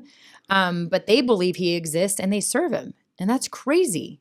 Or they serve like the world. And it's like, it breaks my heart that we're up against those things and our kids are up against those things. And I think that's why we need to make sure our kids have a good foundation. But transition is happening. We've seen some occultists become Christians. Something that's sweet why in I'm 2020. saying there's a revival going on. Yes. I just think the media is not there to expose it. But that's our job to go out and talk about the love of Jesus, right? And it's not the media's job. They are never going to do that. And if we put our hope into the media doing that, then we lose. I think it's these conversations that we need to have and that we're having that, bring the questions. Why? How? What is this? And we get to have those great conversations about how people hurt people. I get it. You were hurt, when you were younger in the church. Okay. But that's not what God wants. He wants the relationship with you. And I think that's the most important thing I've ever learned in my entire life was the relationship. I was picked up from a bus, me and my siblings, when we lived in a very bad area and we didn't have food because my mom was selling food stamps and the guy she was with was selling food stamps to buy drugs. But we were picked up by a bus. Come to find out, those are missionary people who loved Jesus, and they would take us, feed us kids in this neighborhood, tell us about Jesus, and then drop us off. And I'm thinking, they didn't tell us about a religion. They told us about Jesus. And I thought that was the most beautiful thing, because till this day, when a time where you would think like we were going through, hell on earth, we knew the love of Jesus. Like I was able to pray as a young child, not even really knowing. I mean, even till this day, your mind I still think our minds are so childlike when it comes to the beauty and the what Jesus can really do, in our lives. And I just remember having that foundation. And I think that's why it's so important to make sure our kids have that foundation. I mean, we have ministries even, that are going throughout the districts that Christian time release, it's a law. They're allowed to do that, and they take them out. They have to go off the school property, and usually they have a bus or something, and they have food and stuff, and they are able to go on that bus for 45 minutes or whatever it may be that is figured out with the district. They teach them about Jesus, and they send them back to the class. Like, How beautiful is that? If a parent's not able to, and the parent's able to, the parent has to give permission. So by the way, the parents are giving permission, right? Which I think is important to have parents give permission. That's what we're fighting for. But I think it's beautiful testimony that people are still trying to be there, even in the public school system, which we see so evil and broken. You still see so many beautiful people still trying to make sure our kids have a great foundation to be successful, and to one day hopefully go out and be those people teaching everybody about Jesus. Yes. So Sonja, I have the last question, which is always the same in my podcast. Okay. So let's have two assumptions with you. Assumption number one is the President of the United States is the most powerful human being on planet Earth. Do I think that? No, let's have an assumption. Okay. Not the current one. Okay, we're going to just assume the that. position. Okay. Assumption number two is you become one. You become the president of the U.S. Once you do so, you got this Secret Service. They come and say and tell you that they know all the answers in the world. They have all the information in the world. And since you're the president now, you can get answered to all of your questions. So you ask a question, the Secret Service gives you an honest answer. Okay. What would be your first question? What is our biggest threat as a nation? Would you expose it as a president to the public? Absolutely. Right away. Well, it depends on the safety, right? You have to have a strategy. So I think I would strategize, but I think transparency is important because if we are not notified as normal day-to-day people, how are we going to get that to come? Like I'm sounding the alarm, right? There's things that I know that you don't have the opportunity to tell people, but if asked, you're telling them. And there's also stuff bound by law that you cannot tell, right? But if they told us the biggest danger is XYZ and it's coming. Let's say they say the biggest enemy of the U.S. is within. Would you expose it? Yes. How would I not? It's going to cause chaos. But maybe chaos needed to be caused for people to be saved. If the biggest enemy is, if the biggest enemy is from within and we know it, how are we not going to take it down without people knowing? Secretly, just like Trump is trying to do. Draining the swamp one by one. Draining the swamp, yes. But unless you have people on the local level knowing the dangers, which through him we did know the dangers. We may not know all of it, right? But we knew the dangers. So there's a balance because, people can only really actually absorb so much. But that I don't know how that's determined. But even with our minor knowledge of what's going on, if we don't know that minor knowledge, how are we going to fight the good fight?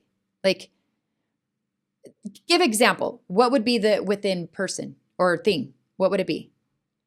Let's say you get an answer. The Secret Service tells you that the biggest enemy is, for instance, those governors or those okay, then how about powerful this? people you that are not and take in a them position. down, and then you say we took them down because of this. That's why I'm asking you whether you're going to expose it or you do the action, then you tell what you did. In that case, I think you need to take them down and then expose it on what you did and why you did it. Give an explanation. Let's say they get you the Epstein list. Yes. 100 last names. Yes. Expose it or do the action and then expose it? Well, I think you need to put it in process so they don't run away, right? So maybe start the process and then expose it. Because still, even with the Epstein list, if he or somebody would have exposed it and started the process, these people would have been held accountable during a time where we could have held them accountable, but now they're getting away with it, right? But can you imagine the faces of the people that when they see this list and they see on the list their favorite actors, politicians, musicians. That needs to happen, Apollo. Why are we hiding this from people's well-being? That's where I think we've went wrong is we think we should hold the knowledge and we shouldn't allow people to do with what they need to do with the information. You know what I'm saying? The system tells us we're like a small children. We can handle the truth. But that's not okay. That's not okay. Why are they assuming that? Look, we've shown we're handling the truth. We know what the system has been doing on the local level. So let's get into the deeper level, right? And you have all these people. I don't care if they're an actor or whatever. They need to be exposed because what you're doing is funding them to continue to do that very harmful thing, right? I'm more like put the action in place and expose it. But their hero is gonna fall. I don't care. Those people should have never been their hero to begin with. And who are they going to go to once those people are taken down? They're gonna create another idols. That's why you have to bring in the Bible. You can't worship idols. And you can create idols. And I think by bringing their idols down, it's going to show them, like, look, I even think Donald Trump is the person to be into the next position. He's who we need to get behind and support. But we can't idolize him either. He's Amen. a person. Yes. And I think people cross that line a lot. And without the people's help and the people's involvement, even at the local level, he's only going to be so effective, right? Because you may have him at the federal and the top of the United States, but then if you have governors like ours, right? And I call them the political cartel in Sacramento, dictating and doing everything opposite, what is it doing for the people? If we're not exposed to know what's happening and who's bad, you're not helping anybody. But you have had a recall in 2021. Okay. He wasn't recalled. People love him. He's a winner. And that is what is our fault for not coming to the table. Because I'll be honest with you, I think if, Apollo, what I see is our people still are about their convenient day-to-day life. I see it even in our own communities, right? We've seen it with Orange Unified. We had 2 amazing school board members get recalled. They were up against a lot of money. Over $100 and something thousand was put into that recall, lies, signatures. But the reality is, with as many people who showed up to those polls, it's not the majority of people who believe in the right thing. And that's where we're failing, because those people still do not know the dangers of what's happening. We're not helping ourselves by hiding it.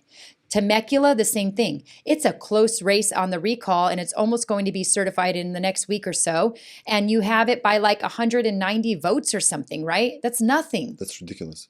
But in my heart of hearts, if you were to have a re-election of that same person who's getting recalled, they would probably win by a landslide. People just do not show up, but it's because they also don't know the dangers because media hides it. And we're not able to get out there enough and expose it because we're going through our day-to-day lives, right? So with exposing it at a national level, you're going to wake more people up, and maybe we have a chance. Otherwise, what are we going to do? Turn into one world? Yeah. Yeah. Pretty much. So I think it's time to expose it. Stop hiding it. Stop assuming we're babies. If we're babies, let us be babies. But if we're not, you're allowing people to come to the fight and do the right thing, right? Yeah. Amen. Sonja, thank you for your time. I want to thank you. I thanked you when we spoke on the phone. Thank you for everything that you do. Absolutely. God bless Thank you. I believe a lot of people are praying for you. I've prayed for you multiple times. Thank you. Because I see what you do on Instagram and the kind of backlash that you get, the amount of threats that you get. Those are crazy for a woman to get this kind of amount of threats. Threatening your kids, your family, that's lunacy. God bless you and God protect you. And thank you. Thank you for everything that you're doing. Thank you.